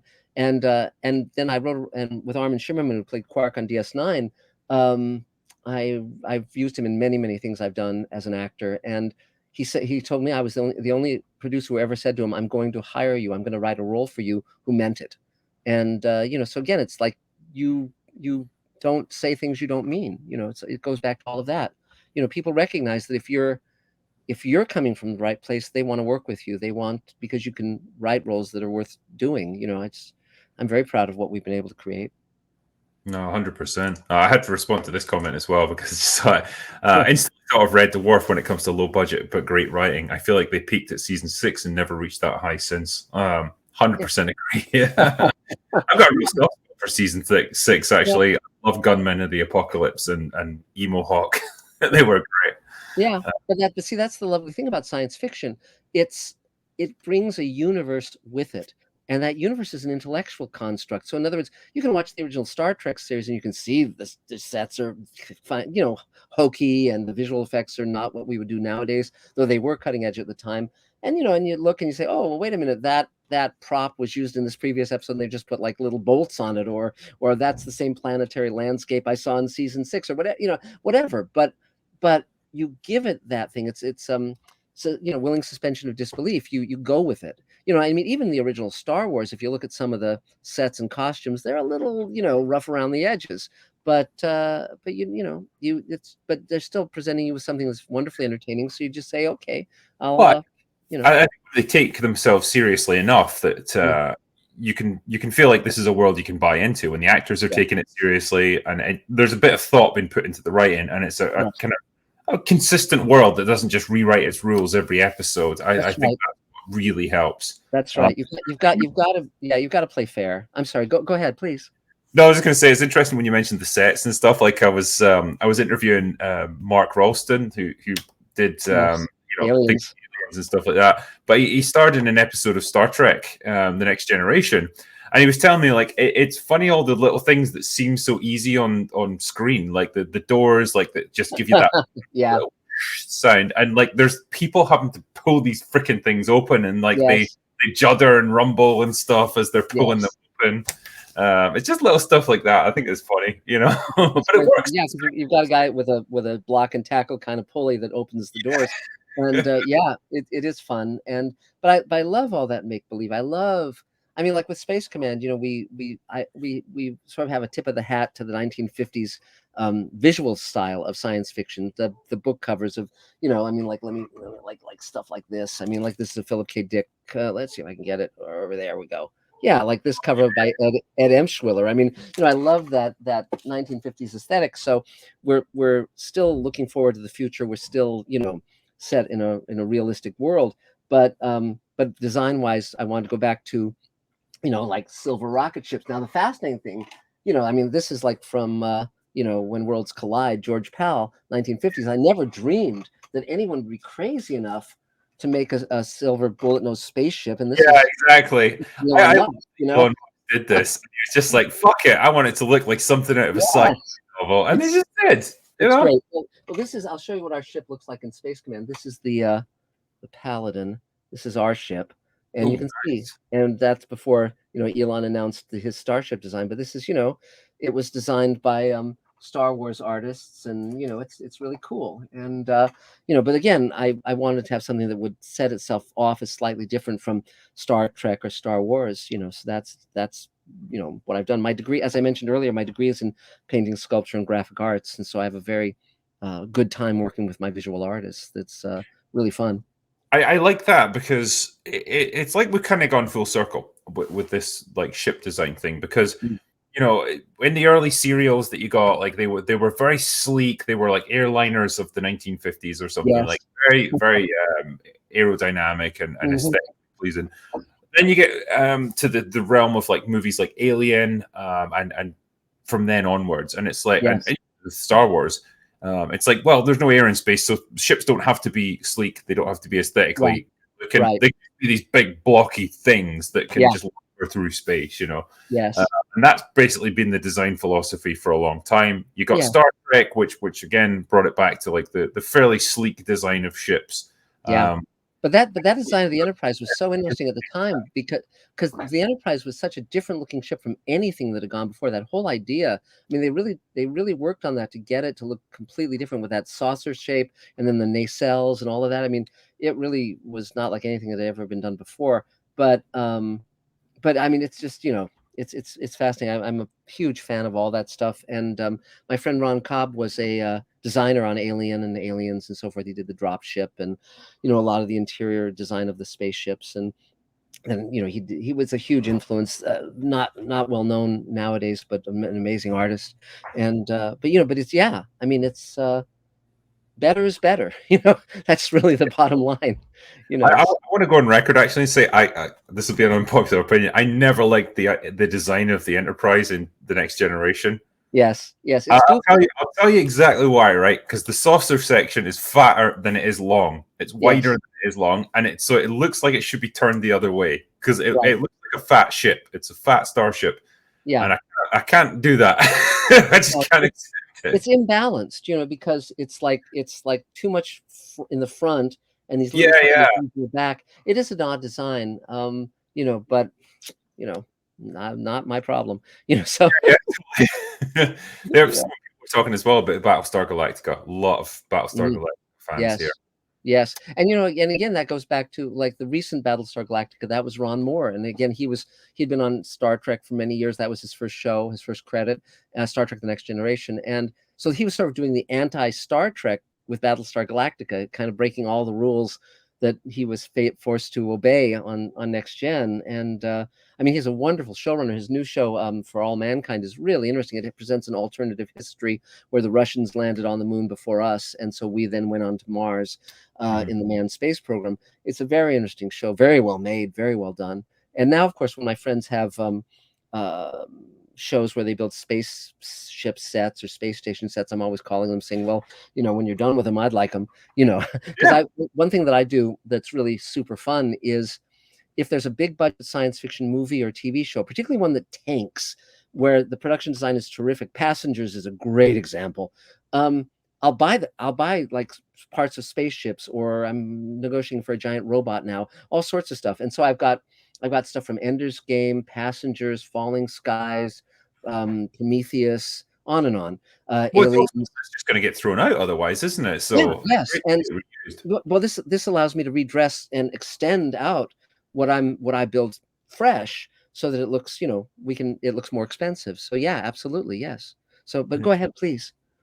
No, I mean, just to pick up on the point I was making about Battlestar Galactica, I really liked it as a reimagining of, a fairly campy, like 1970s TV show, and it's God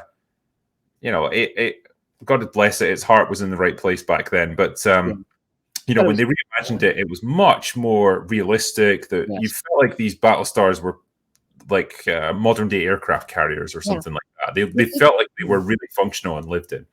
It's a great show. It's a great show. And one thing that was really fun was that when Ron Moore was coming up with it with his team, and they were starting to talk about actors, possibilities of who to cast, they described one character as a Edward James Olmos type and another character as a Mary McDonnell type.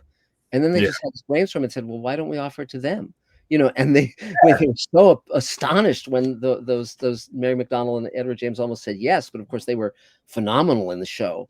And it was well, that's a real example of something where the remake is better than the original. Because I thought I was not a fan of the original Battlestar Galactica, but I was a big fan of the later one. I mean, the ending's kind of funky. I wanted to ask you about this as a writer. What were they going to do with this show, like as a finale? A lot. Well, a lot of these shows, they don't know where they're going, and so when they get there, they sort of have to pull a rabbit out of a hat. Damon Lindelof told me that when they made the pilot for Lost, he and JJ was immediately off to shoot Mission Impossible or whatever, and Damon was left to run Lost, and he had never run a TV show, and they had not talked about the plot, planned the plot beyond the pilot when they got the series pickup. So it's like, holy cow, So then the ending with Battlestar Galactica is kind of like, if you kind of look between the lines, it seems to be saying that Christianity, or at least the one God, monotheism, is the real God, and pantheism, or a thing with many gods, is not. And it's a weird ending. And what's the deal with Kara Thrace, and who's an angel? And it's like, wait a minute, what are you doing here? But the show was of such brilliance and had so many wonderful moments.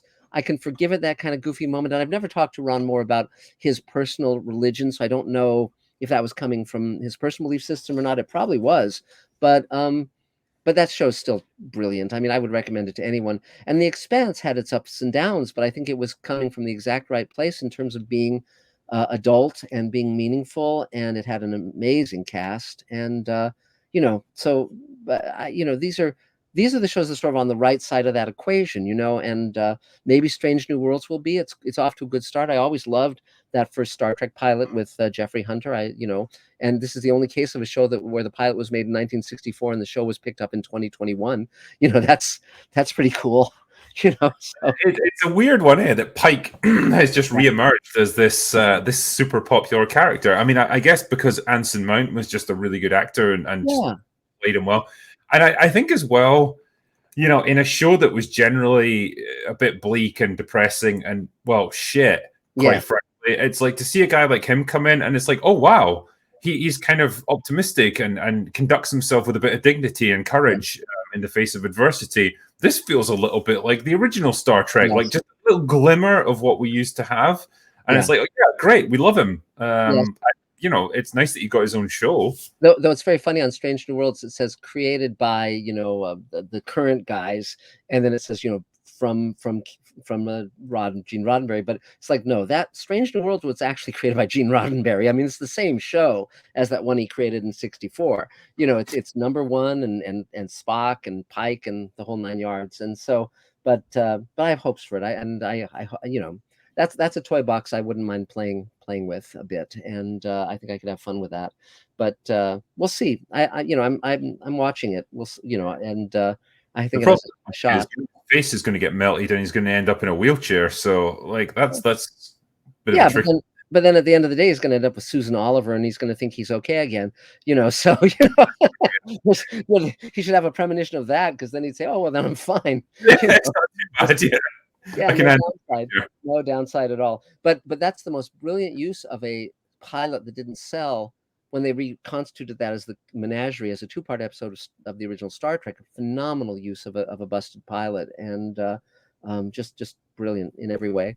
So but again, Star Trek is now like Shakespeare or Sherlock Holmes or any of them, where it's like there'll be versions to come, and some will be good and some will be crappy. I mean, it's like it's established itself as one of the iconic franchises or intellectual properties of all time, and so I think it's going to last. I mean, the thing that Roddenberry did that was so amazing, and no one really had done it before, as far as I know, is when he created Star Trek: The Next Generation, he basically said it's not the kids of Kirk and Spock, it's none of that, it's totally new characters in the Star Trek universe, and that became a hit, and that proved that it wasn't the individual characters, it was the notion of the show, it was that universe that was viable.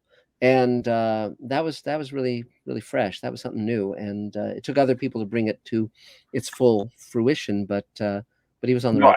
I liked what they did there. I like the fact that they weren't constantly calling back to like Kirk and McCoy and all the characters. Like, very much its own thing, and it's I don't know, man. It took me a while to get my head around it when I was a kid, because it was this brand new thing. I think we were a year behind in the UK because it was a different world back then.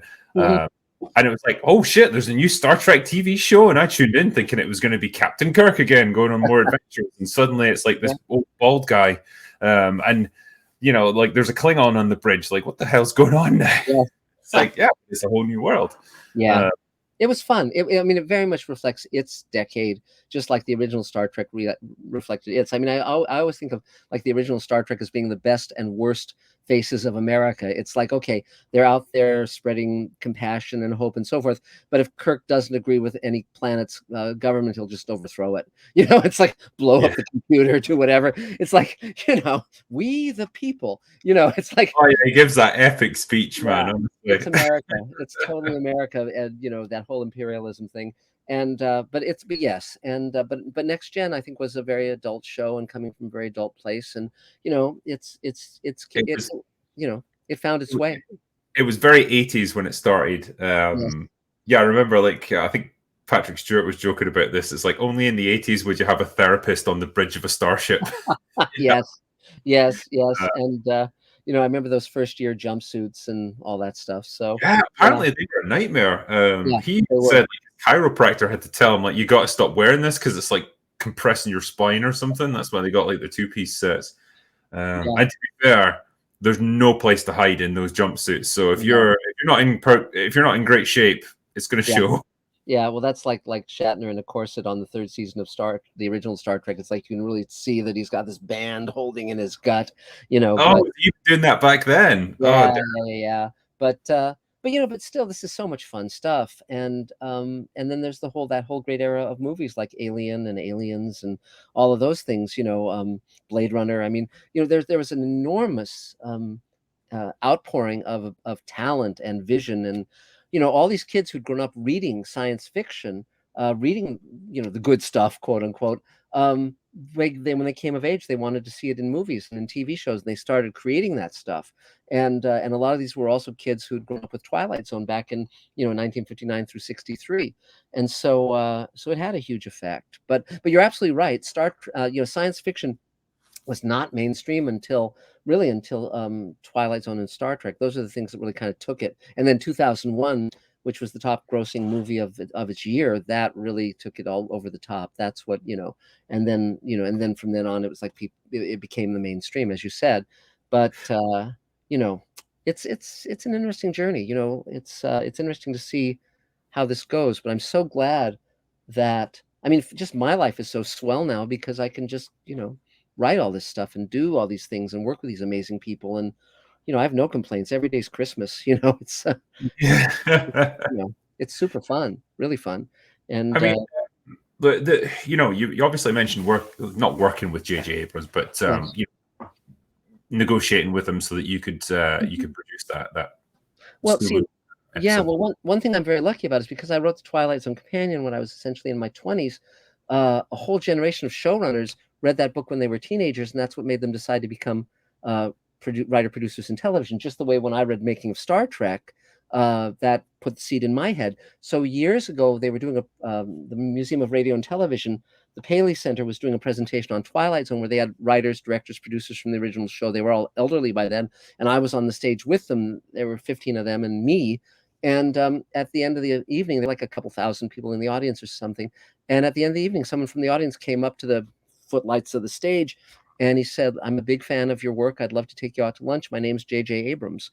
And so that's how I met J.J. That was when Felicity was on the air, so it was pretty early in his career, and that's how I knew him. But it's but again, everyone's trying to create stuff of meaning. I mean, very few of the people I meet in Hollywood are hacks. They're not, you meet those people. They are there. The people are just saying, well, I'm just going to take the money and run. There are cynics and no talent people, but a lot of them are just, they're trying to make it work. They're trying to find a way to navigate this sea and create something meaningful, to the best of their abilities. And sometimes they might not have great abilities, or they might, and then there's people like Michael Bay, and that's a whole nother subject, so where it's like, okay, it's directed by Michael Bay, I'm gonna take a pass on that one, so I've got like not so much the more recent stuff with like Transformers and stuff, but I got a real soft spot for his brand of just big overblown beefy action movies. Like I think there's a place for stuff like that 100%. Yeah. I'm sorry that way with Roland Emmerich. It's like Moonfall. It's like, okay, yeah. It's a bad movie, but it's a fun bad movie. For me. But yeah, absolutely. But again, the lovely thing. See, it's fascinating because I don't have a hierarchy in terms of media. I think that you're like equivalent to someone on CBS, for instance. It's like YouTube has a wonderful quality of kind of leveling the field. And so I think that your commentary and your criticism is important, frankly, because I think there aren't many people who are standing up and saying, look, this thing is shit. This is why it's shit, and being articulate about it. I mean, you have the fun gag of, critical drinker and all of that, but underneath that fun trope is really articulate and really thoughtful examination of what works and what doesn't, and why it works and why it doesn't. And I think that's useful and important. So I'm just saying, I'm a fan of your work too. No, thank you. Yeah, the question I was going to ask you, with regards to JJ, and he's obviously a little bit of a divisive figure amongst fandoms because he's a man who took Star Trek, reinvigorated it in some ways, but then took it in a whole new direction with a much more action focused. He's the guy who brought back Star Wars as well and reinstated those movies after a pretty long hiatus. But then that then led into the Star Wars sequel trilogy, which people are generally not in favor of. I think if I was to put it diplomatically. What is your sense about like what he's trying to accomplish? Is he just a guy who's having to wrestle with a whole lot of different priorities and he's doing his best in a difficult situation, or is he just, I don't know, is he like a Michael Bay type of director who's just like, I've got a bunch of action scenes I want to do? Here's several things about that. I mean, he's a nice guy. He's a very nice guy, and he works very, very hard. Part of it is he wasn't a Star Trek fan. And so he brought others aboard who were, to kind of find that middle ground of making a movie that would appeal to both fans, Star Trek fans, and those who weren't. And he made a lot of choices that I thought were good, like going back to the sort of the aesthetic of those uniforms and so forth. But the problem was, I think he's good. He's a good interpreter of stuff, but not an originator of stuff. He's not like Spielberg, okay, or James Cameron, particularly, who come up with stuff just, those are original fresh talents. I mean, they might make a clunker of a movie here and there, but they're hot out of the gate.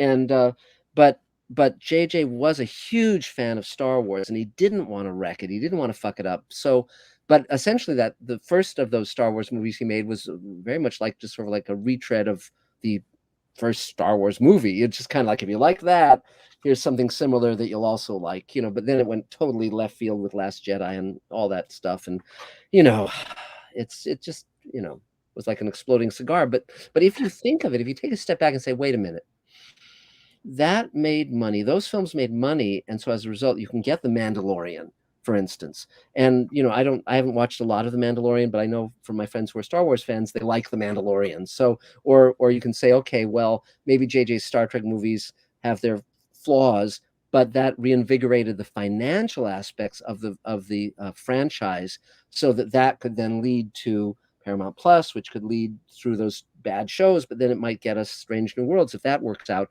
or something down the road that might be good. It's kind of like these Star Trek and Star Wars are now financial entities rather than creative entities. And so someone with a vision might be able to piggyback, like a Jon Favreau, for instance, might be able to piggyback on that IP, that intellectual property.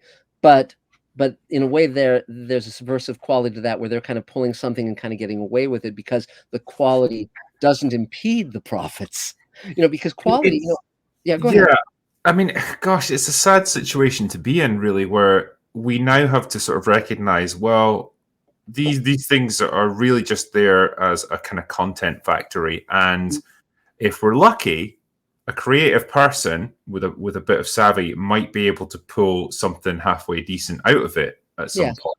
Yes. But the new model, which is so interesting to me and interesting to my friends, is this whole notion of what I'm creating essentially is independent television, just like independent films sprang up in the 70s. It's like, there was no such thing in the 30s or the 40s or the 50s as independent film. Maybe Cassavetes coming up a little bit toward the end there, but very difficult to make independent movies. And then that came to fruition in the 70s, and then the big studios kind of became almost like indie releasers for a while, with Taxi Driver and all that stuff. But I'm making independent television. If the big boys or the studio / networks / whatever corporate monsters want to dance, then we can have those conversations. But I keep saying to my team, we're not waiting. We're in the content business. That's what we're doing. And I've been very lucky in my career, because someone, when I was writing for like Smurfs and shows like that, someone once asked me, are you writing for the child in the audience? And I said, no, I'm writing for the child in myself, because I knew that if I wrote something that entertained me, it would entertain my audience. And I'm very lucky in that way. So for instance, with Space Command, the reason it gets 97% thumbs up, the reason 3 million people have watched it and loved it, is because I wrote it because I wanted to write something that I would love. And if I love it, my audience, thank God, resonates to that. Whether it's Far Beyond the Stars or any of the things that I can put my name to, and but for my entire career, as you said, 40 years plus, I just kind of use that as my you have the tuning fork inside your heart that resonates to what speaks to you. And so that's what I followed. That I followed that tone when I hear it. And even now with the Showrunners Network, it's like, okay, we're creating shows that we love, and working with actors that we want to work with. So I'm creating an ensemble that I'm going to use over and over and over again, whether it's Mike Harney or Bob Picardo or Doug Jones or Armin Shimmerman. These are actors who are a joy to work with, and I've wanted to work with Veronica Cartwright. I mean, she's in The Birds and Alien, and and also Invasion of the Body Snatchers. I mean, my God, I mean, I've wanted to work with her forever. And she can do Terrified like nobody else. Like, yes, she's great at yes, that. yes, she's wonderful. And and so Bill Mummy, got me in touch with her because I was working with Bill in Space Command. And so, that's how it works. See, this is the other part of it. It was so cool. Science fiction conventions, you can meet these actors at the conventions. It used to be when I was coming up, when I was a kid, actors were supposed to pay for their own photographs and send them to the fans and all that. And then someone had the genius idea of them signing, where you buy the picture signed by them. Now, some people are down on that, but I'm not, because, if an actor spent 3 days or even 1 day making a Star Trek episode in 1967, and they might be living in a one-room shack. They may be living impoverished lives, and to be able to go to a convention and make a few grand signing photos of themselves as a Telosian or whatever, more power to them. Great. But it also allows me to meet a lot of these actors when I go to conventions, and I can strike up conversations, and then that might lead to me working with them. So that's access that if I wanted to meet Brad Pitt or Matt Damon or someone, I couldn't. They don't have conventions where you meet those guys. But Yeah. but I can meet Gates McFadden or I've known Jonathan Frakes for a long time, but I mean, he goes to those conventions too. So I often do go to those conventions just to meet these people, and then they can talk to their friends that I've been working with, and they give me a good report apparently, and we're off and running. Yeah. No, it sounds awesome, man. I love that idea. You can just bump into these people and like, oh, hey, I'm making a show. You want to be in it? Okay, cool. It's literally like that. That's why my studio's in Los Angeles, by the way, because all these actors have to schlep out to Toronto or Vancouver or Louisiana or wherever, because most TV shows are not shot here. But my studio's here, so I can say to them, look, tell me when you're going to be in town for a day or two. You can sleep in your own bed. We'll pick you up. We'll drive you to our studio. It's you don't have. So that allows me to pay them less than their normal quote, and it allows me to. And also, I write roles for specific actors. Like when I met Doug Jones, I had lunch with him, and he had this amazing face and this amazing soul. And I said, look, I'm going to write a role for you, and we'll be able to see your face. That was another thing that Armin Shimmerman loved when I told him the idea for Far Beyond the Stars. It's like, we're going to see what you and Renee, Auberginois and all these guys look like without the makeup, and they were thrilled. And but so that's I love collaborating with really talented people, and often they'll come up with stuff, and you'll go, like there was a monologue I wrote for Bob Picardo in the first episode of Space Command, and I literally didn't know if it was going to work, and I thought to myself, if it doesn't work, I'll cut it out. But Bob just made it come alive. It's one of my favorite scenes now, but I didn't know until he delivered it that it would work. And so I love that quality of, it's super fun. I think with someone like Picardo, like I would have a lot of faith in his ability to carry a scene. He's pretty damn good at what he does. Oh yeah. I mean, in the scenes with him and Doug Jones. And another thing we did, by the way, because we were being financed by the world, I had the idea of I remember the worldwide talent search for Scarlett O'Hara back in 1939 for Gone with the Wind. And I said, well, since we're being financed by the world, why don't we offer several of the lead roles, not a walk-on, but lead roles to anyone anywhere in the world? So we had a worldwide talent search where anyone could download scenes from two of our characters, Captain Kemmer and Cadet Bradbury, and audition for them. So we got 7,000 inquiries, 1,200 videos, and we ended up casting about 9 of our leads from those auditions. So that was really fun. So, like for instance, Ethan McDowell, who plays Captain Jack Kemmer. In fact, it's up here. This is him in miniature. Let's see if I can. Oh, cool. There we go. That's him in miniature. He's from Wyoming. And we cast him, and now he's in The Walking Dead as one of the regulars. So, pretty amazing. Nice one. Yeah. I'm sure you know that, like, when you do live streams like this, you tend to get some super chats that come in when people have questions for me or you or whatever. So, if that's all right with you. Would it be all right to answer you? Of course. And again, if people, enjoy, me, you can go to my YouTube channel, Mr. Sci-Fi, SCI-FI, Mr. Sci-Fi. And we've got Space Command there and me talking about all the science fiction things, so you can just subscribe, and that's cool. But go ahead, please. Mr. Sci-Fi, everyone. Yeah, I didn't actually know that you had a YouTube channel, because normally when I have a guest on, if they have a channel, I'll put that in the description. Yeah. Yeah. When I re-upload this, so that people can watch it on my second channel, I'll have the link to your channel there. So please give Marc a subscribe, and look out for Space Command, because this is like your big project that you've got that you're working on.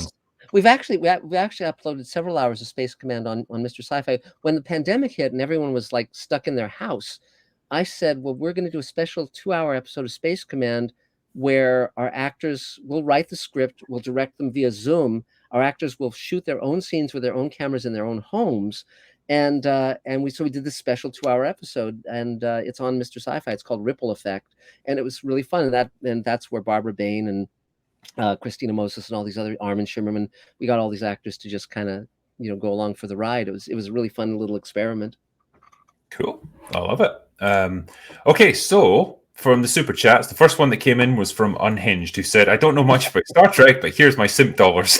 Thank you. Great. Nathan Cassidy said, my main problem with this era's writers is that their ego says, I can write War and Peace, but their talent says, you can't even write the Hungry Caterpillar without complaining about xenophobia. That's funny. See, here's the thing, though. Most people, in order to do this job, you have to believe you can do it. And that doesn't mean that you can, and it doesn't mean that you're talented. And sadly, Hollywood only really responds to what makes money. And so as a result, a lot of crap is financially successful, and that encourages people with no talent to continue creating content. And so that's the problem. Yes, Leo Tolstoy was talented, and, Ed Wood was less so. But you need to have a certain amount of ego to be able to do this. And some people have enormous egos, and not justifiably. There are monsters here in town, but there's also some really, really great people. But yeah, to each his own. Absolutely. Yeah, I do imagine Hollywood's the kind of place that breeds ego, but not necessarily talent. So yeah. But again, it goes back to personal responsibility. Charles Beaumont, who was one of the great writers of The Twilight Zone, at one point he had a meeting with a producer who wanted to hire him. And at one point in the meeting, Beaumont said to him, you know what's wrong with television? You're what's wrong with television, and I'm not going to work for you. And he got up and he left. And that's how you have less crap being made. You take responsibility. It's not up to the audience to tell me to make content that's meaningful or even just entertaining or just even coherent. It's up to me. And sometimes that means I have to work harder, and if I work harder, fine. I don't mind working hard. That's fine with me. Let's see the next one. Cody Griffin, who says, amazing to hear from Marc Zicree. Is it Zicree or Zicree? I never know how to say it. I say Zicree. Others in the family say Zicree. My mom said Zicree. So take your choice. Always having solid guests. Curious about his thoughts on current Trek. Cheers, gents. Also, I looked up movies released when I was born to pick my favorites. Just Google 1989. Good luck. Wow. Yeah, that's a really good year. There's a lot of great stuff in that year. My thought with Star Trek is there's a huge amount of talent going into the design of the show. The visual design, the visual effects, the sets are spectacular. The costumes are great. And some of the actors are really good too. Not all of them, but Jesus, I would have watched that show with Jerry Ryan playing a bounty hunter. That would have been great. I wish they'd made that show. Jerry Ryan should get more roles, or she should have got more roles after Voyager. She was amazing. I was on set for Voyager, and she was like a special effect all on her own. You would look at her in that jumpsuit and you'd swallow your gum. It was just amazing. And she did fill out very impressively. I'll give her that. She was in shape. And she looks great now. She's just great. And the great part is she doesn't just look great. She's a great actor. She's a great actor. She's really talented. There are many, many sort of bimbos who look great but can't act. She's not one of them. She's very talented, and you know, so that's kudos to Brandon Braga, you know. But yes, but in terms of the current Star Trek, let's give Strange New Worlds a little time. Let's see what it does. You know, I have hope, but God, I literally I keep trying to watch the new seasons of Discovery and Picard, and I can't watch more than 5 minutes before I just, you know, go and turn it off. I can't stand it. You know, it's just, and I don't mean to be judgmental, but it's just like Malcolm McDowell with his eyes being held open in Clockwork Orange. You know, I just Yeah. yeah. Yeah, Picard's the one that hurts the most, man, to see, because they're taking an established character and then just like fluffing him down the toilet. Man, Yeah. I don't know why Patrick Stewart agreed to this. Oh, well, yeah, money, of course. And but also, you know, the problem is that they have him sitting and he's not being decisive. And it's like, and who's the girl with the talking to the Borg Queen? I don't know who these characters are. I don't know why I'm watching them. You know, it's like they seem like reasonable human beings, you know, but and the actress, that blonde girl, whatever her name is, she plays Girardi. The only role I've seen her in that I really liked her in was she was Zelda Fitzgerald in the Woody Allen movie where you know, they go back in time to the great era of Hemingway and Fitzgerald, and she played Zelda Fitzgerald, and she's very good as Zelda Fitzgerald in her little few scenes. So I watched her in The Newsroom with Jeff Daniels, and you know, she's perfectly adequate in that. But I think that, you know, Jeff was the one who carried that show. Yeah. Yes. And yeah, I really hadn't seen her in much else. But like, yeah, I think the first season of Picard, just purely from a writing mechanics point of view, is a great masterclass for aspiring writers about how not to write a show. Yes. Because you've got a whole bunch of characters who have no purpose in the show. They don't know what to do with them. It's like they were created. They're like Chekhov's characters. Yes. You know, they're just sitting there. They don't know what to use them for. They don't have a specific purpose, and so they're just kind of waiting around most of the time. Yeah, it real sucks. screenwriting sin. Yeah, no, it's a shame, and this also speaks to the fact that even a great actor, if you give him bad material, he's not going to be able to. I mean, very few actors are bulletproof in that way. You know, it's. I was watching. There's a movie called The Wild One, which is about a motorcycle gang, and it has Marlon Brando and Lee Marvin as motorcycle thugs, and even Brando can't overcome that dialogue. Lee Marvin amazingly can. He's able to make these terrible lines work, but Brando is completely done in by it, and that was very interesting to watch because you know, that's why when we work with actors, we say, look, if there's a line that doesn't work for you, or if you need us to change it a little, you know, whatever, we're very open to collaboration in that way because we want everyone to look good, you know. And it's interesting, when I first sat down with Mira Furlan to invite her to be part of Space Command, I said, I don't know much about your character yet. I know she's a xenoarchaeologist. She has a very loving but combative relationship with her grown daughter, and she's not defined by a man. And she said, I'm in. So it was great. It was great. And, you know, and again, and this is a subject we really haven't talked about, but I know you've talked about it, which is there's a really big difference between having characters. How can I explain this? I mean, for instance, Mira's character in Space Command, we discover ultimately that she's gay, but it's a part of her nature. It's not like they just plug all these different people in. You don't know who they are, like these weird gender characters in Star Trek Discovery. I mean, I'm pro transgender. I'm fine with all this stuff, but just plugging characters in where you don't know who they are, you don't know what they're about. It's like, you know, you get distracted by all this kind of noise. And if you're going to put in a character, really think it through. Bob Picardo plays a Muslim character in Space Command, but that's like, I'm Jewish, I have friends who are Catholic. It's like, it's an aspect of who he is, but it isn't the defining aspect of who he is. He's working as a foreman on Ceres. His wife died tragically. I mean, he's raising his son. You know, it's like he's a person. And, you know, that's how you come at characters with meaningfully, so that whether you're a liberal or a conservative, whatever the hell you are, that's how you make characters who have some you know, validity. Yeah, I don't know who said it originally, but it's like when they said that sexuality is not a substitute for personality. Yes. And it's exactly true. Like, it can be a facet of who they are. Yes, but exactly. if you're not going to do anything interesting with it, then I wouldn't even like bother bringing it up with the character, because you can't just throw it in there and then do nothing with it. Well, it was fascinating when I was prepping World Enough in Time, the Star Trek episode with George Takei that I did.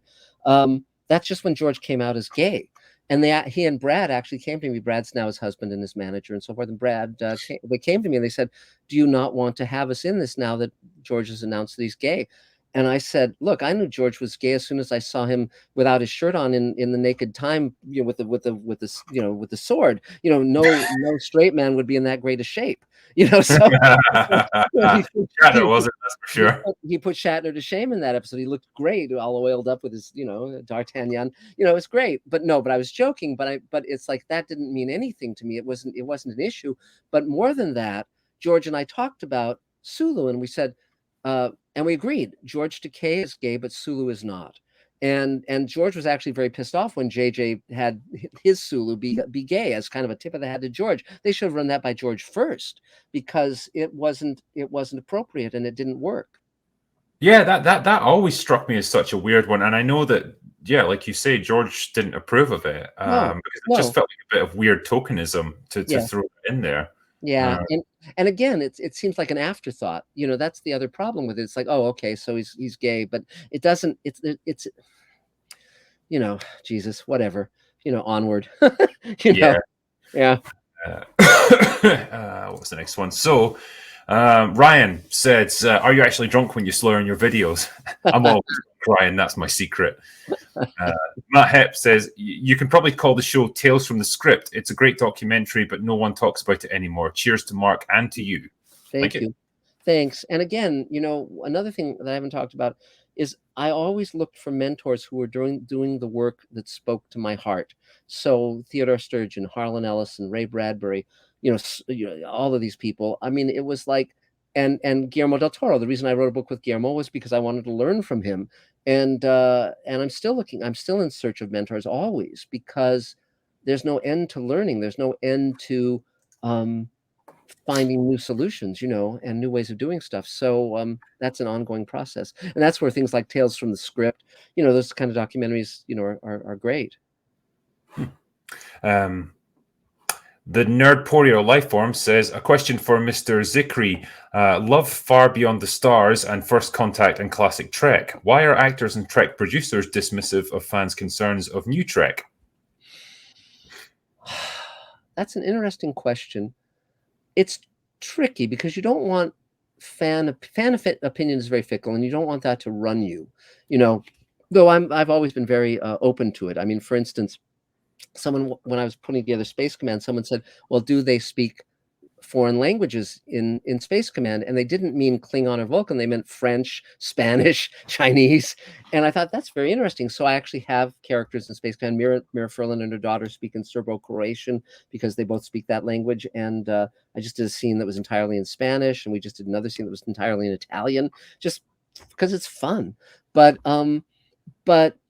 I frankly think Paramount is only worried about fans if it doesn't make money. If it makes money, and that's as defined, for instance, Paramount Plus. If people are subscribing to Paramount Plus, then they're happy. If they're not subscribing, then they're not happy. It's like they view it as a commodity. They don't, I mean, and some of the executives are fans of Star Trek. They're not trying to wreck it. It just happens that it gets wrecked. But, when I did the World Enough in Time, the Star Trek episode with George Takei, we actually worked up a Star Trek Sulu series, and I went into CBS and I pitched it. We worked up a Bible and a 2-hour pilot, and I would have watched that show. I think that's a show they should have done, but Hollywood was not so inclined.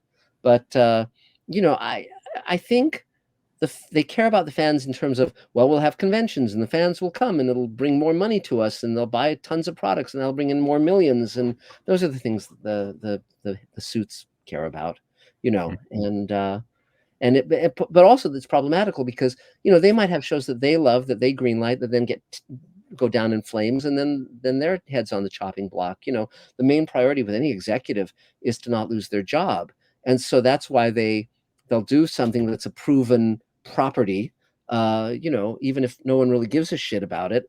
And we always hear about they're doing a Zorro series. Well, that's okay. I mean, I don't, Zorro. But it's like, well, it's Zorro. It has a track record. Well, okay, fine. Maybe it'll be great. Who knows? But Zorro, really? So that's a bizarre one. It's like, All I can think of is like the movies that had Benicio del Toro and no, the other one, yeah. whatever his name is, and Catherine Zeta-Jones. Yeah. They were fun little movies, but they were from like 20 years ago. It's like, wow, that's a hell of a thing to dredge up now.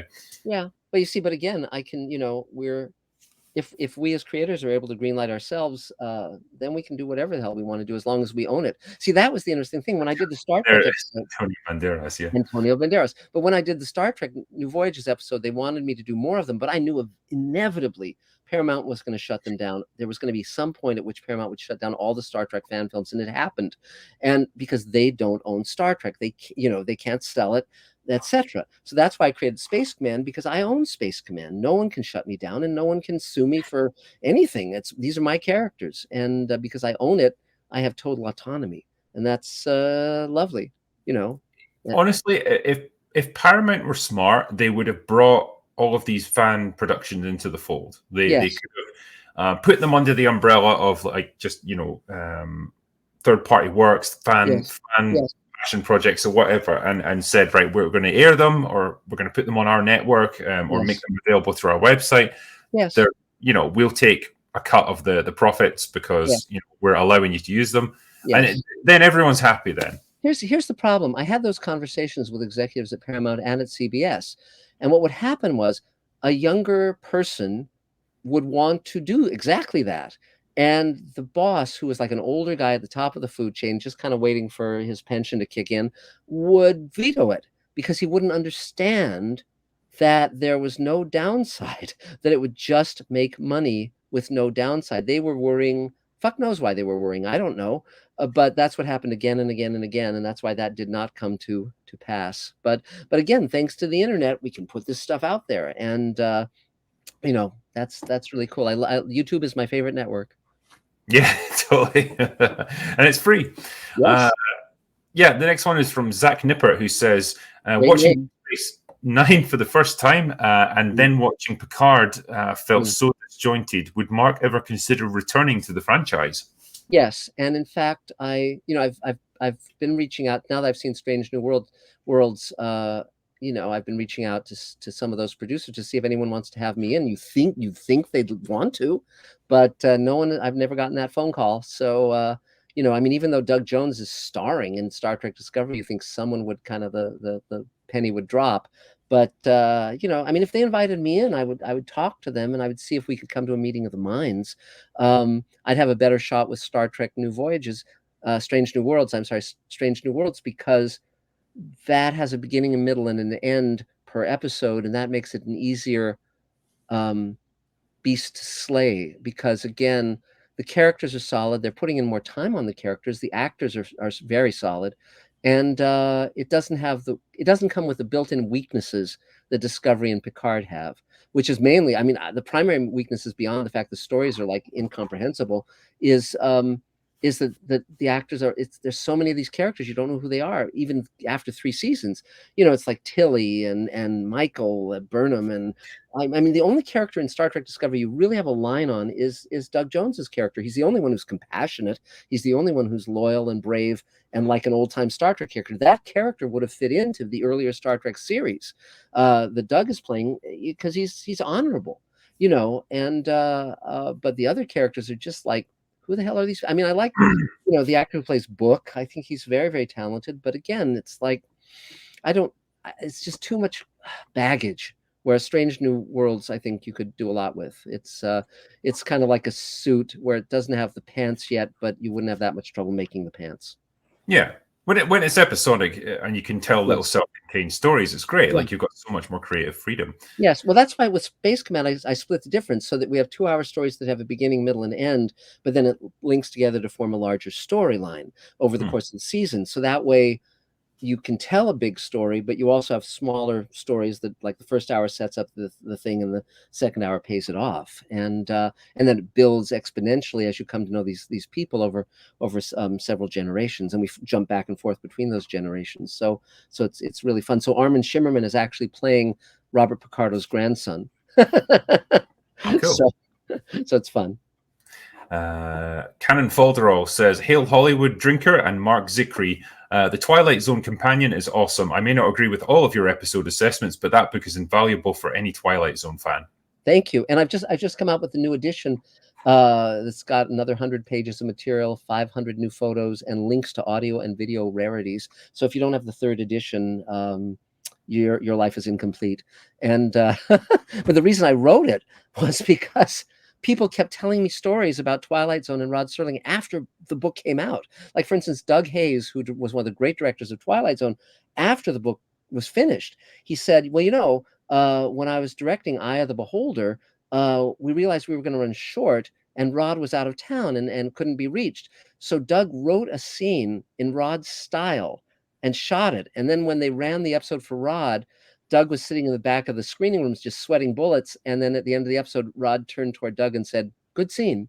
And if you ever watch that episode, there's a scene in sort of this break room where the nurse and the doctor, you know, have a smoke and talk to each other. And the doctor says, "I've looked under those bandages. She has a human face." That Doug wrote that, the director wrote that. And but you know, obviously I'd want to put that in the book, you know, if given the chance. So that's so I was given the chance and I took it. Nice. Philip JY gave me £1 for a super chat, so thank you. Superflea says, "Evening, guys. Probably one of 1,000 Star Trek questions this evening, but from all the main cast on Star Trek, who do you think had the best character arc and development?" From all the main cast on the original Star Trek or Next Gen, which out of all of them, out of any series. The great character on the original Star Trek was Spock, of course. I mean, he had the most journey. He was the most interesting. I mean, geez, he became the star essentially. But he and Kirk, Spock, McCoy was a great chemistry. My gosh, the earlier pilots did not have that chemistry because somehow, and that's something you can never plan for. You can hope for it, but it's magical. It's lightning in a bottle. On Next Gen, Data probably, you know, I mean, he went through a lot, but they had a number of the characters go through stuff. You know, Troy was always the character sort of standing around the therapist. It was like, you know, I feel the other ship, they're angry. Well, no shit, you know, it's like they're firing at us. You know, she's always such a dubious character, but you know, c'est la vie. I always felt sorry for Riker because I know why he was created. I know that he was kind of like a backup Kirk, basically. Yes. Like if Picard hadn't been popular, like they could have written him out and then Riker could have taken over. Yes. But he was wildly popular, and so Riker was kind of left in the background a lot of the time. They didn't really know what to do with him as a character. Yes. And there was what was the episode? I think it's when Picard gets taken by the Borg, and I think it's the best of both worlds. Yes, it's basically like Riker's given this chance to have his own command, and he's straight up told, like, if you don't take this opportunity, you're kind of just going to stagnate here in your career, and that's exactly what happened to him. Weirdly, he did stay. It's a very interesting point because Michael Piller, who ran the writing staff on Star Trek: The Next Generation, and as I mentioned, he was my second cousin, which we didn't know when we worked together. He told me about that. He said at the time that episode was getting written, he was getting offers to leave Star Trek: The Next Generation, and he had to decide whether to leave to run his own show or stay under Rick Berman, who was sort of head of the whole thing, who was a studio guy, and so he made the decision to stay. And that was so what Riker is processing is very much what Michael Piller was processing while writing that episode. So, and that's a perfect example of a writer finding an emotional thing that's going on inside that he can then extrapolate it out into the characters with a meaning that works for those characters. You're not just going to jam it onto them if it doesn't fit. But yes, it was one of the rare times where Riker did have sort of an arc within a story. But Jonathan Frakes finally found sort of his niche, which was sort of this amiability, this kind of quality of likability, and that worked. And you know, it's and of course the beard works because before that he looked like the character from Happy Days or something. I mean, just like it's really weird when you see him in those early episodes without the beard. It is, but he made the smart choice of becoming a director, and now he's of course directing some of the new Star Trek shows, and you know, and so forth. And he and I have been talking about him being in Space Command, you know, but we'll see where that leads. You know, you never know. But there you go. Yeah. Next question? All right. Marcus Cato says, Mr. Zicree, your Twilight Zone companion is one of the most treasured books that I own. I have lost and repurchased it 3 times now. Right. That's what it's meant to do. Yeah, keep losing it and rebuying it. That's good. It's and again, it was a labor of love for me. It took me 5 years from when I started to when it came out. And but it was the perfect timing because I started it in 1977, right out of college, and the writers, and with the exception of Serling, who died 2 years earlier, and Charles Beaumont, who had died of presenile dementia, and Montgomery Pittman, who was one of the directors, a writer-director, everyone else was still alive. So I was able to interview all the major writers beyond that, all the major directors, all the major producers. And now almost all of them, with very few exceptions, are gone. And so to be able to get the oral history down was very important. The funny part about it was when I wrote that book, there was no, home video market, none of that. So I interviewed everyone on cassette tape just to be able to then transcribe those interviews for the book. But then later, I've basically been a writer and or producer on every home video version of Twilight Zone from the beginning, from VHS. And so when we got to DVD and Blu-ray, those audio interviews proved to be extremely valuable. And not just in terms of money, but in terms of their content. And so I was then able to utilize, my interviews with Burgess Meredith and, Ross Martin and Buck Houghton and Doug Hayes and so forth on the DVDs and Blu-rays. And that was really, really quite wonderful. Excellent. Mike Plate says, "Go away now." Thank you. I will. Well, we've worn out his patience. Greyman Media says, "Why is modern Star Trek canon forgotten about Deep Space Nine?" Yes. Actually, it never gets referenced. I know. It's odd. And I think it's because a lot of these writers watched Star Trek The Next Generation and didn't watch the other shows. It's odd. I've heard the Deep Space Nine actors talk about it being sort of like the stepchild of Star Trek or whatever. But qualitatively, it was a terrific show. It had wonderful. I mean, for one thing, it had a wonderful cast. My God, Rene Auberjonois and Armin and on and on. I mean, just a great cast. Terry Farrell. I mean, wonderful. And but yeah, it definitely was not getting the attention it deserved initially. And but people who come to it, people who watch it, really like it. It's okay.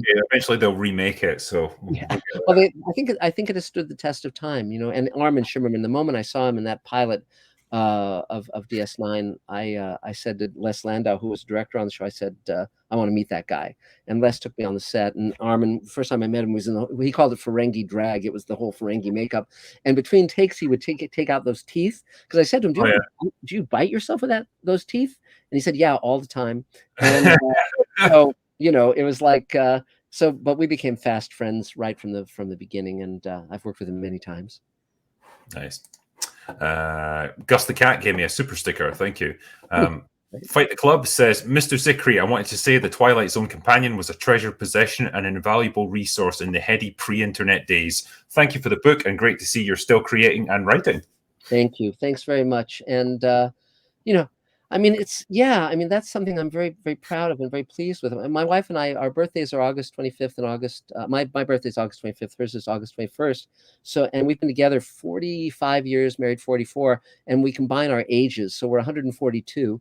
And so to be able to wake up every day and just be writing and directing and producing and talking with my editors and my VFX team, I mean, literally, that's my day every day. I mean, and as I say, I'm buying a giant robot for Space Command and all of this stuff. So, I mean, it's really fun. And I'm really glad that I'm not just someone resting on my laurels, waiting until someone asks me about, the Smurfs or something. That's I don't mind talking about those things. I mean, it was, great fun. I was very lucky to be there in such a era of really fun television, to go from animation with all those wonderful shows to all those great science fiction shows I got to work on. And now to be doing this is just, I'm a very lucky person, and I don't take it for granted one bit. Absolutely. No, it sounds like it's great that you're keeping busy. You've got all this stuff going on. Yeah. Yeah. And also one thing, we've had the same physical trainer for over 30 years. He looks like an Oscar. I mean, he's in great shape, but I mean, we work out 3 hours at a time, 3 times a week, my wife and I. And so again, because this does take stamina, And so, I don't know if I look my age, but I don't feel my age. And so that's a good thing. I've got a fair amount of energy for someone who's, a relic of the 20th century. Well, we both are. Yeah, Uh, yeah. yeah. Green Spud Trades said station identification was one of my favorite Real Ghostbusters episodes. The references to Star Trek and other shows were all hilarious. It was fun. It was an episode of Real Ghostbusters where I got to parody television. I combined Rambo and Gumby into a character called Gumbo, and I satirized Andy Rooney from 60 Minutes. I satirized a lot of cultural references from TV and movies, and I had a ball. It was wonderful. When Joe Straczynski story edited that show before Babylon 5, and Ghostbusters had just come out. It wasn't even available on home video yet. And Joe said, look, we're going to write these episodes as though they were just sequels to the movie. We're not going to, like talk down to our audience. And I never did that anyway. But he said, just let's write stories we just have a great time with. Let's write stories that entertain us and are funny and fun. And so Michael Reeves and I and all the other writers on the show, that's what we did. And it's funny because the movie wasn't available. So the studio actually sent us VHS tapes of the movie because there was no way to watch it you couldn't go out and buy a copy of it. And so I think I still have that copy that the studio sent me somewhere. But yeah, it was a lot of fun writing that show. I really enjoyed it. Oh, sounds awesome. Coyote Doge says, wait, so he's saying that television worked by buying fan fiction from freelance writers? Nice. Yes, it was in a way, but then you get that breadth of writing talent, I suppose. Yes. Well, one of the funniest stories in that regard is my friend Barbara Hambly. I co-wrote the first of the 3 Magic Time novels with her that we're now making into a TV show. And Barbara was a very well-known science fiction writer. She still is. And so at one point they came to her and they said, listen, we're going to be editing the Star Trek novels. Do you have anything in your drawer that we could use? And she said, well, I have something in my drawer that I wrote when I was a teenager, but I don't think you could use it. She wrote when she was 16. What it was when Star Trek was on the air, the original Star Trek, Mark Leonard played a Romulan commander, then he played Spock's father. And very distinctive actor, but he was also at the same time a regular on a TV show called Here Come the Brides, which was set in the 19th century. It was a lumber town that orders all these mail order brides to come to the town. And Barbara, because she loved both shows, decided to write a Star Trek novel where the Enterprise goes back to that town. So she said to the publisher, they said, well, they read it and they wanted to buy it. And she said, well, you don't own the rights. I don't own the rights to Here Come the Brides. You'll have to get those rights. And they said, well, fine. But they didn't get the rights. So they published the book, and the owner of Here Come the Brides sued them. And they sued Barbara too. But fortunately, she had a paper trail showing that she had pointed that out to them. And so they took her off the lawsuit, thank God. And the publisher had to settle with whatever studio owned that property. But that's the ultimate version of fan fiction becoming legit. And Barbara, interestingly enough, they just had a Star Trek convention, where they mistakenly put out a poster of Ethan Peck as Spock that gave Spock's full name for the first time, and that was a name that Barbara invented for one of her Star Trek novels. And they hadn't told her that they were going to use it, so I called her and I said, you know that they're using your full name of Spock for in Strange New Worlds? And she was delighted, but they hadn't informed her, which is typical of the studios. Amazing. Honestly, I don't know how everyone just doesn't get lawsuits like jamming them up for decades. Yeah, exactly. The next one, this one's a long one, so bear with me while I read it all. It's from Gerkun, who says, for Mark, I'm pretty sure we disagree on a lot if we talked, but I hope we'd agree on 2 things: that we love science fiction and that we can agree to disagree on the rest. That's the power of fandom and of art that reflects morals and dilemmas, not political sides. Also, all the best wishes for the success of Space Command. I really, really respect the risk and effort. Hopefully this stream will get some more much-deserved eyes on it. And finally, respect for streaming with people that many just dismiss or defame. That open-mindedness gives me hope.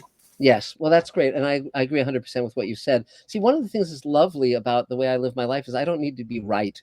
I don't need everyone to agree with me. If someone has a completely different, for God's sake, if someone's favorite movie is, Pitch Perfect, fine. Fine. I don't need to argue that an a cappella comedy is not as good as 2001. To you, it might be better by far. I don't need to be right, and I don't need to have everyone agree with me. And also, science fiction is a big tent, and I love that about it. You know, when I was a kid, Galaxy magazine during the Vietnam War, they had a very interesting 2-page ad, and on one side there were all the science fiction writers who agreed with the Vietnam War, and on the other side there were all the science fiction writers who vehemently disagreed with it.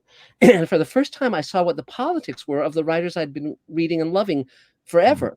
Like Robert Heinlein, of course, was on the right. Harlan Ellison, of course, was on the left, etc. But it was very interesting because all of them were people that I held dear, and also people who liked each other when they would go to conventions, you know. And so, you know, so whenever, like, so for instance, when I mentioned earlier that I sell shares in Space Command for $750,000 each.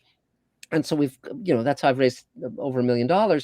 And I take my investors out to lunch at Comic-Con and so forth. And one of them, I had a lunch one-on-one with him, and he mentioned to me that he's a truck driver, and he mentioned that he was a Trump supporter. And I said, I'm really glad you told me that, because he'd been ostracized by his coworkers. And I said, I'm really glad you told me that, because I want, if people come to something with a good heart, and I think most people, unless they're really out of their fucking minds, want to create a better future for their kids. You know, I think everyone, if they're not total assholes, can agree that they want their kids to be safe. They want them to live a good life. They want them to have medical care and a roof over their head. You know, they don't want wars to destroy everything. I mean, people, right or left or whatever, you know, it's like, there's certain common ground. And if you don't get polarized, that's one of the wonderful things about science fiction. You can talk about an issue, and by removing it from the present day, you can take it out of polarization into discussion, or even growth. You know, I mean, I think that everyone can agree that original Star Trek episode with the half black, half white people was shit, whether you're a liberal or a conservative, you know. But there's a great lesson in that, which it shows that a good actor can be totally forgettable, while a terrible actor can be memorable forever. Because Frank Gorshin is terrible, but he's the one you remember as one of those two guys, and Yeah. I didn't even name the other one. And so, but the point being, I welcome people with different philosophies. My whole litmus test in life is I'll always say to myself, is that the compassionate choice? You know, there's a great line that Truman Capote wrote in a Christmas memory. His cousin Suk said it, and the line is, "The only unforgivable sin is deliberate cruelty," and I really agree with that. You know, it's sort of like, I mean, I will not abide people being hurtful to others, but you know, like, so obviously neo-Nazism, all that stuff, you know, I draw a line. But if someone's a conservative, or if they vote differently than I do, or you know, I might have a conversation, but I don't need to have an argument. I think that's, yeah, I mean, that's great to hear, particularly nowadays, because it feels like that kind of sentiment is in short supply, sadly. Yes.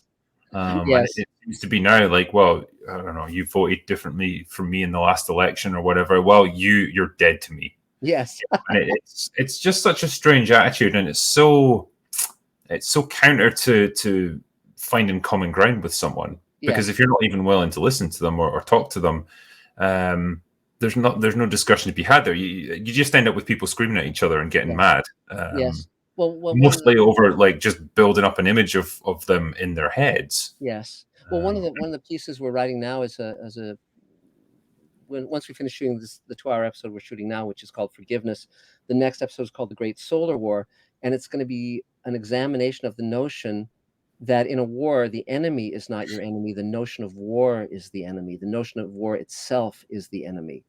And it's a very challenging thing to explore, but very important. And one of the projects we've been doing, my wife's been writing it, is a miniseries based on the life and family of Lord Peter Hayne, who's in the House of Lords in England. And he and his family were very instrumental in the anti-apartheid movement, the sports boycott, and then he became a worldwide peace advocate, including he was one of the prime drivers of the Irish Peace Accords. And so at one point, because we got to know him very well, and I said, Peter, when you're negotiating for peace, and you've got two sides that you're dealing with that hate each other, how do you come to some common ground? How do you do that?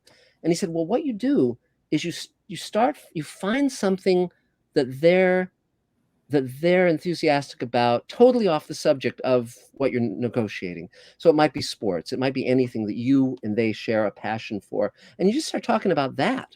and you get to the point where you're able to see each other as human beings, and then you can start seeing where you can find an agreement. But once you take it away from that, enmity, you can actually make some progress. And that was very interesting. And then again, as I said, that goes back to, you talk to people in the real world to find out how stuff actually works, because God knows a lot of TV solutions or movie solutions are bullshit. Yeah. I agree with that 100%. Yeah.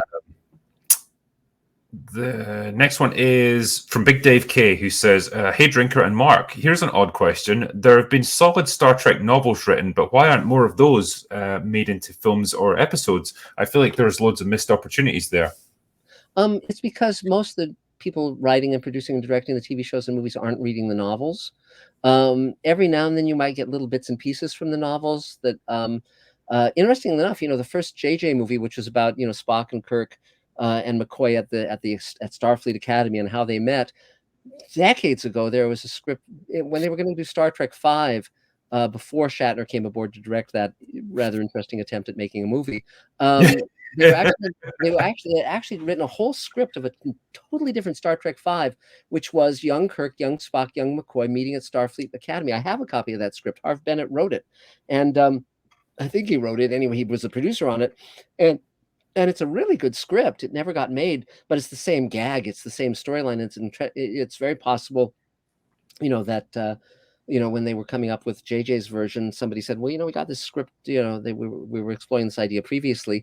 It's there's such an enormous amount of Star Trek material now. You can't go through all of it. There's so many thousands of stories between the movies and the TV shows and the books and the comic books and the, sanitary wipes or whatever. It's like, whatever, all the Star Trek products, disposable diapers.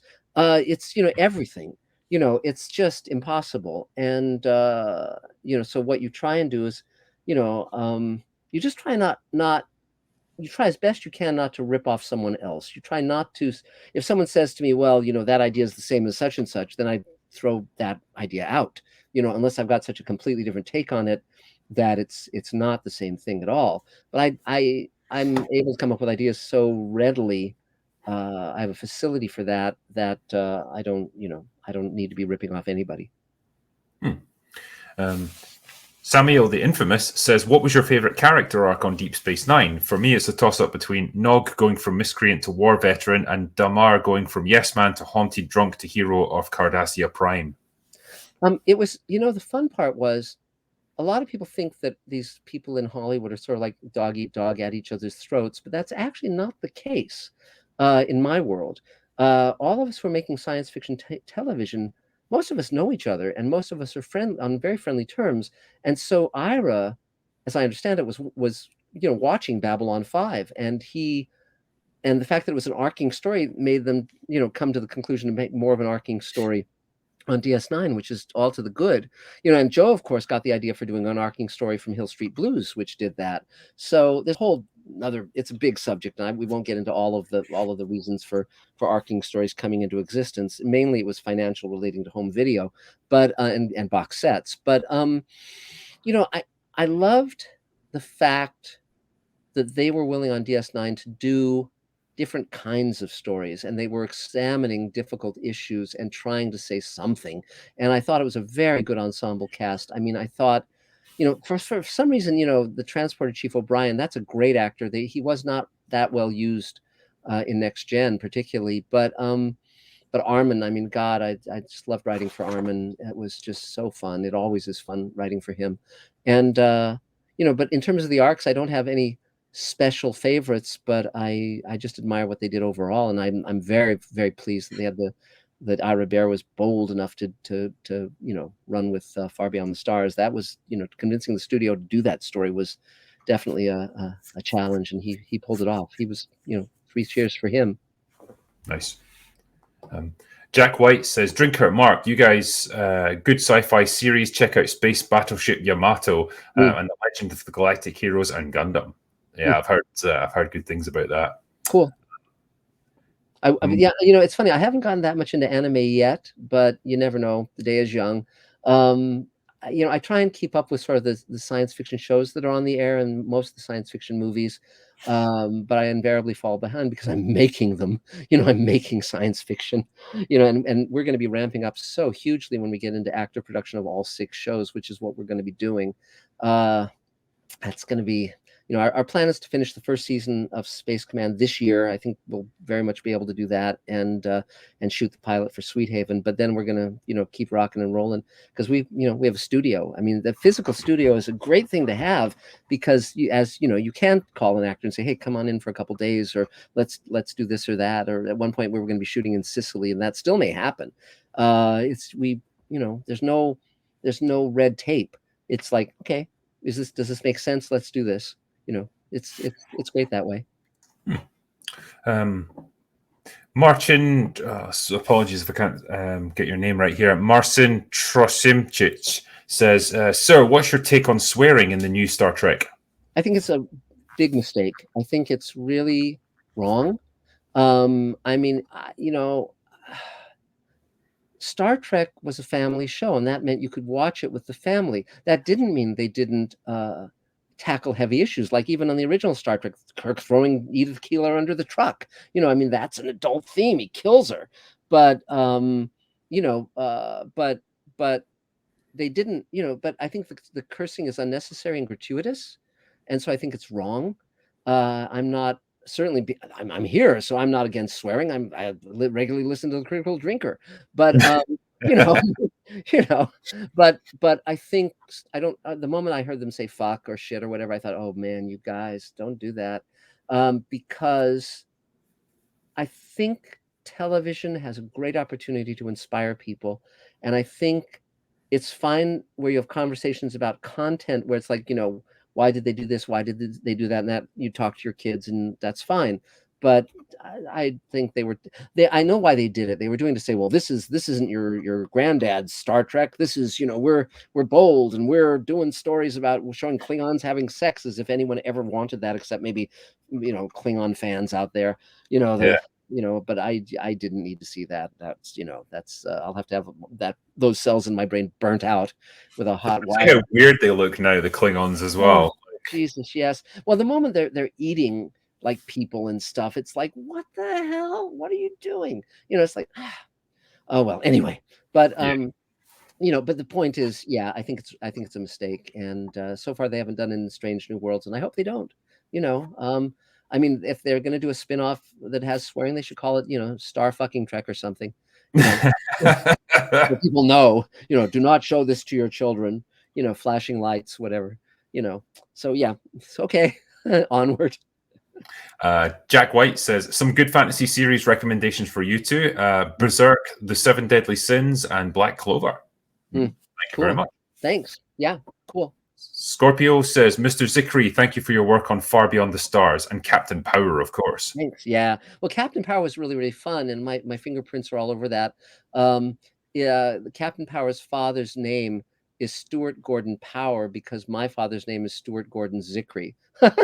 So it's like there's a ton of stuff I put in there just because it was like the Dread Youth was like an analog for the Hitler Youth, all that stuff. The interesting thing about Captain Power is they actually bought an entire season's worth of scripts for season 2, and then they never made that season. So I don't know if they've ever published those scripts, but someone should. And but that show led directly to Babylon 5. Joe, first referenced Babylon 5 in that show, and the producers who did that show were the producers who did Babylon 5 with him. It took 5 years to sell that show. I read the pilot script of Babylon 5 years before the show sold. And interestingly enough, when they made the pilot, Warner's waited until it aired to see what kind of numbers it would get. So it was actually a year from when they made the pilot to when they made the show, and they had torn down all the sets. So they had to build them again. And so when I was writing my episode of Babylon 5, Survivors, I actually went on the set and they rolled out the blueprints so I could see if what I was blocking in physical action actually fit the sets they were building, because there was nothing to see yet. They weren't up.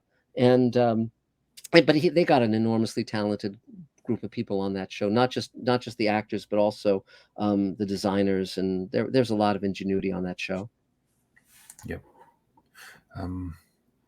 Arkady Kovalev says, now that the Orville season 3 is around the corner, please give the show a go. It's more Trek than modern Trek. Stories have still unbiased views and characters are excellently written. One of the best sci-fi shows of the decade.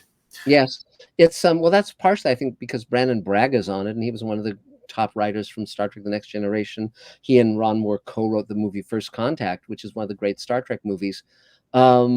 It's and also you can tell that Seth has a lot of regard for Star Trek: The Next Generation. Clearly, that's his favorite Star Trek show, and so he's basically replicating it through his aesthetic, through his lens. The fascinating thing is it started out much broader and with a lot of inappropriate humor, which was sort of his brand. And I think the way they got away with it without being sued by Paramount was the one loophole is you can do satire and you're free and clear. And I think positioning that as a satire of Star Trek, he was able to get away with it. And then as the show continued, they made it more and more serious because that was, I think, the original intent. And I think that's what I've heard. Yeah, I think it's quite a good show. And but it looks like a show from the 90s. I haven't seen season 3 yet, but at one point someone called me to see if I was interested in getting those sets, which of course I would be.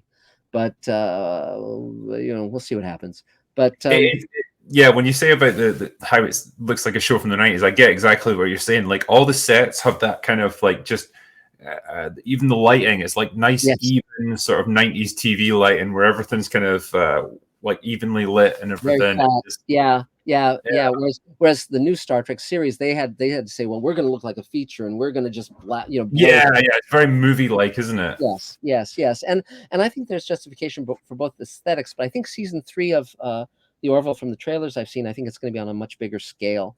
And fine, I mean, again, there's a lot of room for these shows. I mean, mainly quality is the important thing. And I thought it was really, really interesting on the Orville, the fact that his first officer is his ex-wife. I thought that was a very clever idea because it meant that you'd have an emotional through line different from anything Star Trek ever did. And so I liked that. And I like the actors. I think it's a good cast. And every now and then you'll get Liam Neeson or Charlize Theron showing up, Very funny. And that is great. Like those little cameos and stuff. TRD SFCJ said, what do you think about this? So this is just a repeat, basically. What do you think about the Orville? It seems to be the closest modern version of TNG that we have. So we talked about that. Yeah. I mean, again, it's just it's fine. It's good. I'm glad they're doing it. I don't think they'll have more than three seasons, but we'll see. Jack White says, some more series recommendations for you. My Hero Academia, Bleach, One Piece, Full Metal Alchemist, Brotherhood, Full Metal Panic. Thank you. Great. Canon Faldrell says, saw Star Trek the Motion Picture release in the theater over the weekend. It was indeed glorious. The human adventure is just beginning. Yes. I mean, it was so interesting when that movie came out in 1979, and they had cut out all the character bits, and it was, and the VFX weren't ready yet, and you just watched, and it wasn't quite there. Now it's much closer to what they intended, and I'm really glad they put in the time and effort. It's but for me, of course, as with many people, Wrath of Khan was really where Star Trek kind of really got its legs under it, and I think Wrath of Khan is probably my favorite Star Trek movie. Amazing, and it's also amazing when you realize that Ricardo Montalban and Shatner are never in the same room together. It's all it's all on the screens, and it works it works wonderfully. Yeah, they filmed their scenes like 6 weeks apart or something. The Reliant Bridge was just the Enterprise Bridge, slightly redressed. I know, amazing. Yeah, for me, it's a toss-up between that and Undiscovered Country. Like those are my two favorites. And that's Nicholas Meyer. It's the same guy. And that's by the way, I did an interview where I interviewed Nicholas Meyer, so that's on Mr. Sci-Fi as well. You can watch him talk about all that stuff. Oh yeah, I'd love to hear what he's got to say about it. Next one is Moritz Street Matter, who says, what does Mark think about anime or wider Asian writing compared to Western writing? It's very different, and but I don't. I mean, I've watched Ghost in the Shell, which I liked a lot. I thought it was terrific, and but again, it's sort of like I haven't dipped deeply enough in it to have a fully formed opinion. But again, I'm at some point I'll watch Akira, and I'll start in the 80s and work my way forward. But But I think it's one thing that is wonderful that we have now that we didn't have in the old days.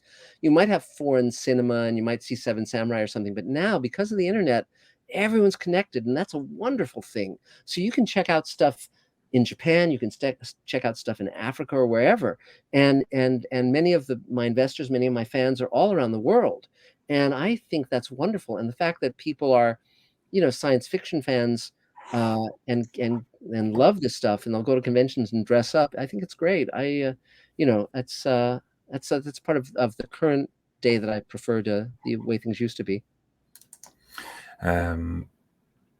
Larry says, when will Mark write a story for the Orville? Well, again, I haven't been invited. That's something I would do. Again, you have to. It's someone else's party. They have to invite you. Webster says, what's the news on the Babylon 5 revamp? That's an interesting thing, because the head of the CW is a huge Babylon 5 fan.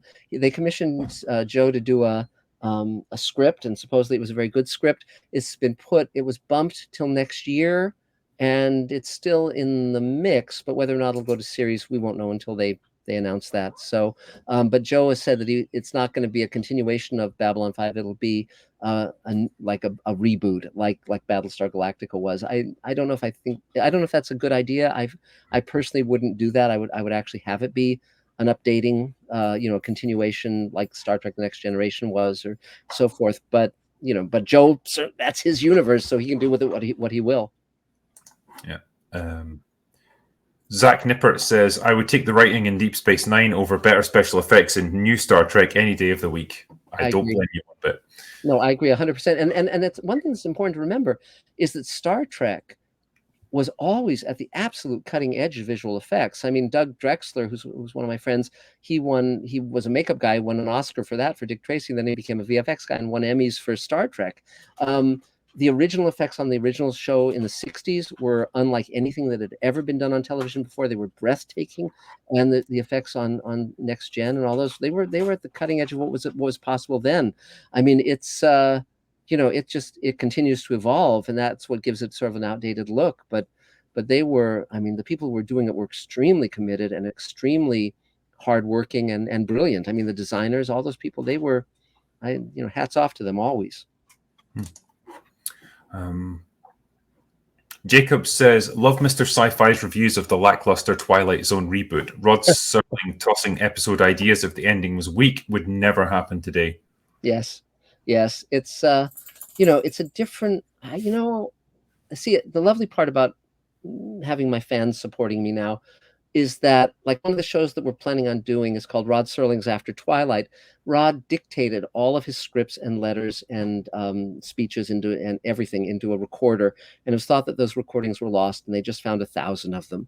And so I'm proposing a new show that will be narrated by Rod Serling, and also will consist of scripts he wrote that were never made, and scripts he wrote in the 50s that haven't been seen since the days of live TV, plus scripts by the great writers of science fiction and fantasy of the past and of the present. So, including a script I wrote for Twilight Zone when it came back on CBS that was the censors pulled it a week before prep because it was too hard-edged, and it's not hard-edged now, I'll tell you. It's called Knife Through the Veil, and I wrote a role for Armin Shimmerman in it, and Katie Sackhoff wanted to do it a few years ago, and we'll see what happens. But so the pilot would be a script by Serling and that script, and we're intending to shoot that in a few months. So we'll see how that all progresses. But it's to see when you're the boss of your own studio, you don't have to ask. You don't have to ask permission. I mean, I'm getting permission from the Serling family, of course, but I don't have to ask permission of someone who's an idiot at a studio, who doesn't give a shit. Mr. Grant Gregory says, Mark, I love that episode of Slider, Roads Taken, with Old Quinn, played by the great George Gaines. Yes. Yeah, I mean that I was a producer on the 4th season, writer producer on the 4th season with Chris Black, and it was great fun. As I said, the writing staff was 3 people, and so we could literally say, okay, what do we want to do this week? What do we want to comment on? What world do we want them to slide to? And what's the issue of the story? And so Roads Taken was very much that. I love the fact that you could double the characters. You could have them meet their own variants in the other worlds. And that was, I mean, and we were on this, and that was the year the show came down from Canada onto the Universal backlot here in LA. So literally there was one point where we were shooting one of my episodes on our standing sets on sliders, and they canceled the TV series Time Cop, and their sets were on the adjacent soundstage. And I walked over, and they had these amazing futuristic sets. And I said, I immediately came up with an idea for sliders called Slide Cage. And I went to my assistant and I said, tell them to put a pin in those sets. They were going to tear them down. And so we got $500,000 worth of sets for free. And one of the first questions I asked when I was hired on that job was, because Rod Serling had done this on Twilight Zone, I said, do we have access to all the sets, costumes, and props made for any Universal Studios TV show or movie? And they said, no one's ever asked that question. We'll go and find out. And they came back and they said, with a very few exceptions, yes. So we were able to use stuff from Jurassic Park and 12 Monkeys and on and on and on. And that, again, gave us great production value. But I learned that because that's exactly what Rod did at MGM when he made Twilight Zone. So you can learn from your those who went before you. So, I mean, a lot of the time when production wraps on a movie or whatever, the props just get put into a warehouse and that's it. They're just left. Or thrown out. I mean, a friend of mine was once at MGM years ago, my friend Greg Jean, who built the city in Blade Runner and the Mothership and Close Encounters, and he was working at MGM, and the executives had ordered some guys, just workers, to like throw out everything in one of the storage units. And he looked over at a dumpster, and on top of the dumpster was an entire spacesuit from 2001. So he took that home, which I would have too. You could auction it all off and make a fortune, if nothing else. I know. And but so when Cloverfield Paradox came out, it had amazing sets and costumes and so forth. So I immediately called J.J. Abrams and I said, what are you going to do with those sets? Because I'd like them. And he said, well, we've already gotten rid of them. But then some of them came up on auction. So I actually was able to buy some of the set pieces and some of the spacesuits and so forth, and we're using them in Space Command. And so I'm always on the lookout for that stuff. And amazingly, you can find it if you really kind of look here and there. And there was a guy who had a Halloween thing he would put on each year in his backyard, and he had acquired stuff from Real Steel and Falling Skies and Pacific Rim and Ender's Game, and and he wanted to get rid of it because of the pandemic. They haven't been putting on their Halloween show. So I just bought a ton of it at like garage sale prices, and we're using it to augment our sets, and it looks phenomenal. And on we go. That's awesome. It's just nice bit of recycling. Yeah. Well, I remember back the days of the 60s and 70s when Robbie the Robot would pop up on all these different TV shows. It's like they were using, I mean, Twilight Zone mined Forbidden Planet for everything it had. The car, the robot, the flying saucer, the uniforms, everything. I mean, that all showed up on Twilight Zone to great effect. So I'm happy to utilize that stuff. I love that. I think we have 17 spacesuits for Space Command. The 17 spacesuits. We've got spacesuits from Star Trek, Red Planet, Aliens, Cloverfield Paradox, on and on. Just a batch. Brilliant. Yeah. I was going to say, obviously, I know that we've been streaming for almost 3 hours now, and I don't know what your availability is today, and I don't want to keep you. Yeah, we can wrap it up in the next few minutes. But then, if you ever want to have me back, I'm happy to come back. I mean, this is I'm pure joy. I mean. I knew that we would be kindred spirits from those wonderful videos you do. I mean, it's, I think it's great because you are creating a job description that until recent times wouldn't have been possible, and, I mean, the past erases itself in certain ways. I mean, movie and TV critics used to have much more clout than they do now, Siskel and Ebert and all that stuff. But now we've got podcasts and YouTube, and I think it's important, and I think it's meaningful. So I don't think that what you're doing is trivial at all. I think it's important. I mean, it certainly resonates with me. That's why we're having this conversation, because, it's like, it is, unless you recognize that something is crap, how can you do good work? It's like you look at, you have to be able to discern. The reason I wrote the Twilight Zone Companion was I was saying, I want to learn how to make a great television show. So let's study one. Let's see how they did it. It wasn't at random. They made a lot of right choices to create one of the greatest TV shows ever made. And so it's like, I want to do that. And so that's why I studied it. And you find out, you learn, That's how it works. No, I mean, that is exactly how you do it. And like I've said in other live streams, like whenever I critique things, whether it's Star Trek or Star Wars or whatever I do, I'm never doing it out of like just hatred. I don't just want to No, hate things, no, and I don't want to just have that negative mindset about everything. But at the no. same time, like if you see something that you used to really appreciate and really enjoy just Yes, declining in quality, you've got to try and dig down into the reasons behind it and talk yes. about it. And Yes, that's I agree.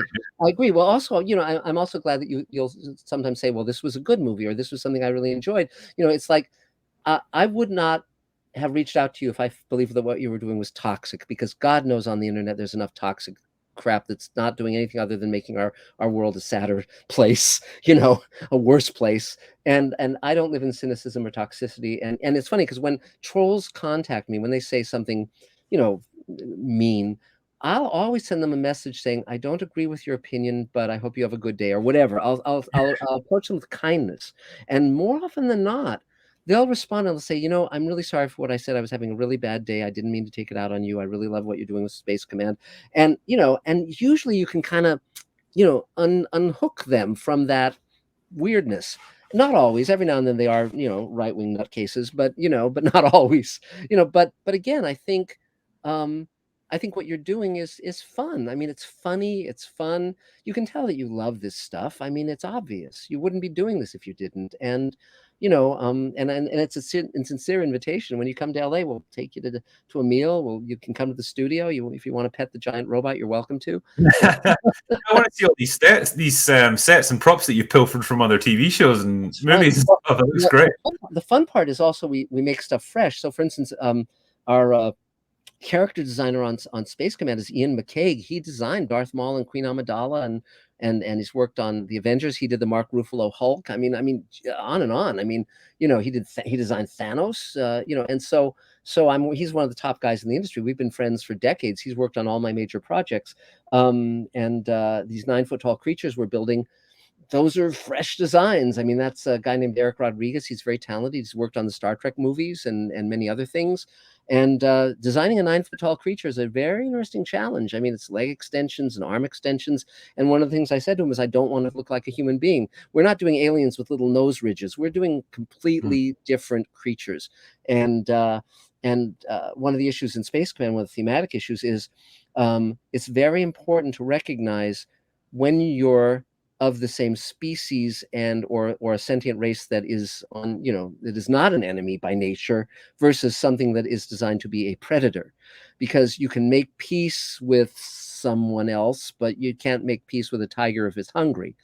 So it's like, so we have alien species who we can make come to common terms with, and then there are other ones that are just predators. And that's so that's an interesting thing to explore. And because I think when we meet alien life, it's going to be very, very different from us. It's not going to be a Bajoran with a little nose ridge. Yeah, I agree. Yeah. But yeah, Mark, I just want to say, like, I really appreciate your time coming on tonight. It's been a joy. Your career, your experiences. It just sounds like you've had a hell of a fascinating time of it. And yeah, it's been great to talk to you. And Yes. I really wish you the best of luck with Space Command. For everyone who's watching this, Mark's channel is Mr. Sci-Fi, isn't it? Yes, on YouTube, and it's free, and you can subscribe. And we post, if you're into almost anything about science fiction other than anime, I think you're going to find a lot of stuff you'll love there, including Space Command, which you can watch. You can watch, I think, 3 or 4 hours of it on Mr. Sci-Fi, but there's hundreds and hundreds of posts. And but I've really enjoyed our time together. And anytime you want to have another conversation, I'm happy to. And as I say, anytime you're in Los Angeles, give me a call, and we'll have some fun. Yeah, I got to come around and pet that robot.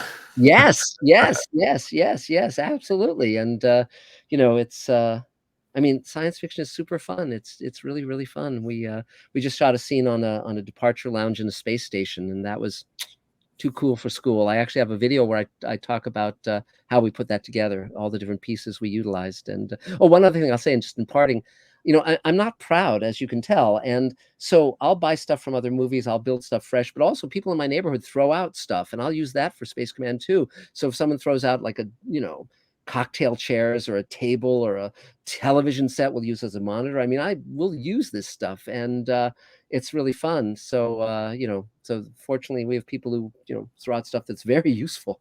So, so there's that too. Well, I've enjoyed it so much. Keep fighting the good fight as you do. And, and I've really enjoyed this, and you're definitely on the side of the angels. Likewise, man. Thank you very much. I'll say goodbye to you there. Thank you very much. Talk soon. Bye.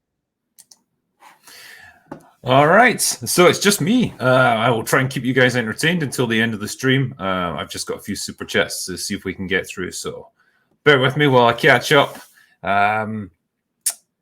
So Jeff Nicholas said, what are your thoughts on Dune and what's your experience with the books? So I've read the first Dune novel. Really enjoyed it back in the day. It's been like at least 15 years since I've read it, but it was one of those just great sci-fi books, I guess. There's not really much I can fault it with. Didn't love the David Lynch movie from back in the 80s, but the redo or remake by Villeneuve, I thought it was pretty good. Pretty decent stab at it. Some pretty challenging source material, so yeah, I was happy enough with that. Next one is... Sorry, just catching up here. Here we go. So, what's that? Edna Get to Bed says, thanks for this. Very interesting. Thank you very much, man. Glad you've enjoyed the stream. Samuel Shafiq says, Mark praised Discovery and remains very silent in regards to Picard or even the Twilight Zone remake. I wonder if he's afraid of making producers angry and so remains silent. I don't know, man. He seemed pretty unhappy with Discovery. I think he called it shit, and same with Picard. So, yeah, I don't think he's enjoying modern Trek. Diano gave me a super sticker for £3. Thanks very much, mates. Slack Attack says, I love that you wrote the Smurfs for yourself. As a new writer myself, thanks, Drinker. Would you say it's smart to write for yourself before trying to write with the intent of reaching a larger audience? I would say so. Like, focus on things that interest you. Focus on things that you would want to read yourself, because that's the stuff that you're going to get passionate about and actually put the effort into. The worst thing you can do is try and write for what you think other people want to read, because most of the time you'll get it wrong anyway, and you'll end up writing stuff that you're not personally interested in, and it's just going to show in your writing. Next one is Sir Ralph, who says, would you say the issue of taking constant back and forth live input throughout the active productions today adds to the written by committee feel of modern writing versus when you could write free of interference? I mean, I imagine TV writing's always been like that, but yeah, particularly today, maybe it's because they're more expensive. Maybe there's more producers involved now. There's more steps that you have to go through. Yeah, it just feels like you're getting pulled in so many different directions with a lot of modern writing. Obviously, Mark could have answered that one better than me, but yeah, it definitely makes sense based on how much money now gets spent on TV shows. Proman1 says, it's hard to say they are not wrecking it when you see a fleet of flowers on the attack in an episode. Yeah, fucking Picard, man, honestly. Patrick Ruff says, ask him about the latest Strange New Worlds episode. A woman saves the day by spreading her alien antibodies via air to woman 2 who doesn't reject them as foreign because science. Love, Mark. Yeah, I've heard about this shit and it sounds disastrous. Yeah, apparently it was a decent episode up until that point, but then it's just a Deus Ex Machina ending. Jarmo Nikuma says, glad to see Marc Zicree with you. E.C. Henry has a nice video, Why the Enterprise is an Amazing Design, in short, golden ratio on every perspective. Well, I assume that's the Constitution class Enterprise, because that was the best one. Walsey1 says, great guest and discussion. Thank you. He was, and it was good to talk to him. Martin Trajimsic, sorry, I can't say your last name. Mark, so right now we've got a major war on. We're post-pandemic. If you were a Strange New Worlds writer, what would your episode be about? I don't know about Mark, but mine would be about none of those things, because fucking hell, we don't need more of that stuff. Mr. Tickle Trunk says, Mark, lifelong fan of your words. I even love how you say Space Command at the start of your videos. You're a celebrity to me because you're one of 4 writers I followed through their career. Thank you. Well, I'm sure Mark is very appreciative of that, and he'll probably rewatch this when I re-upload it. IDE says, I would like to know Mark's opinion on companies like the Daily Wire producing their own movies.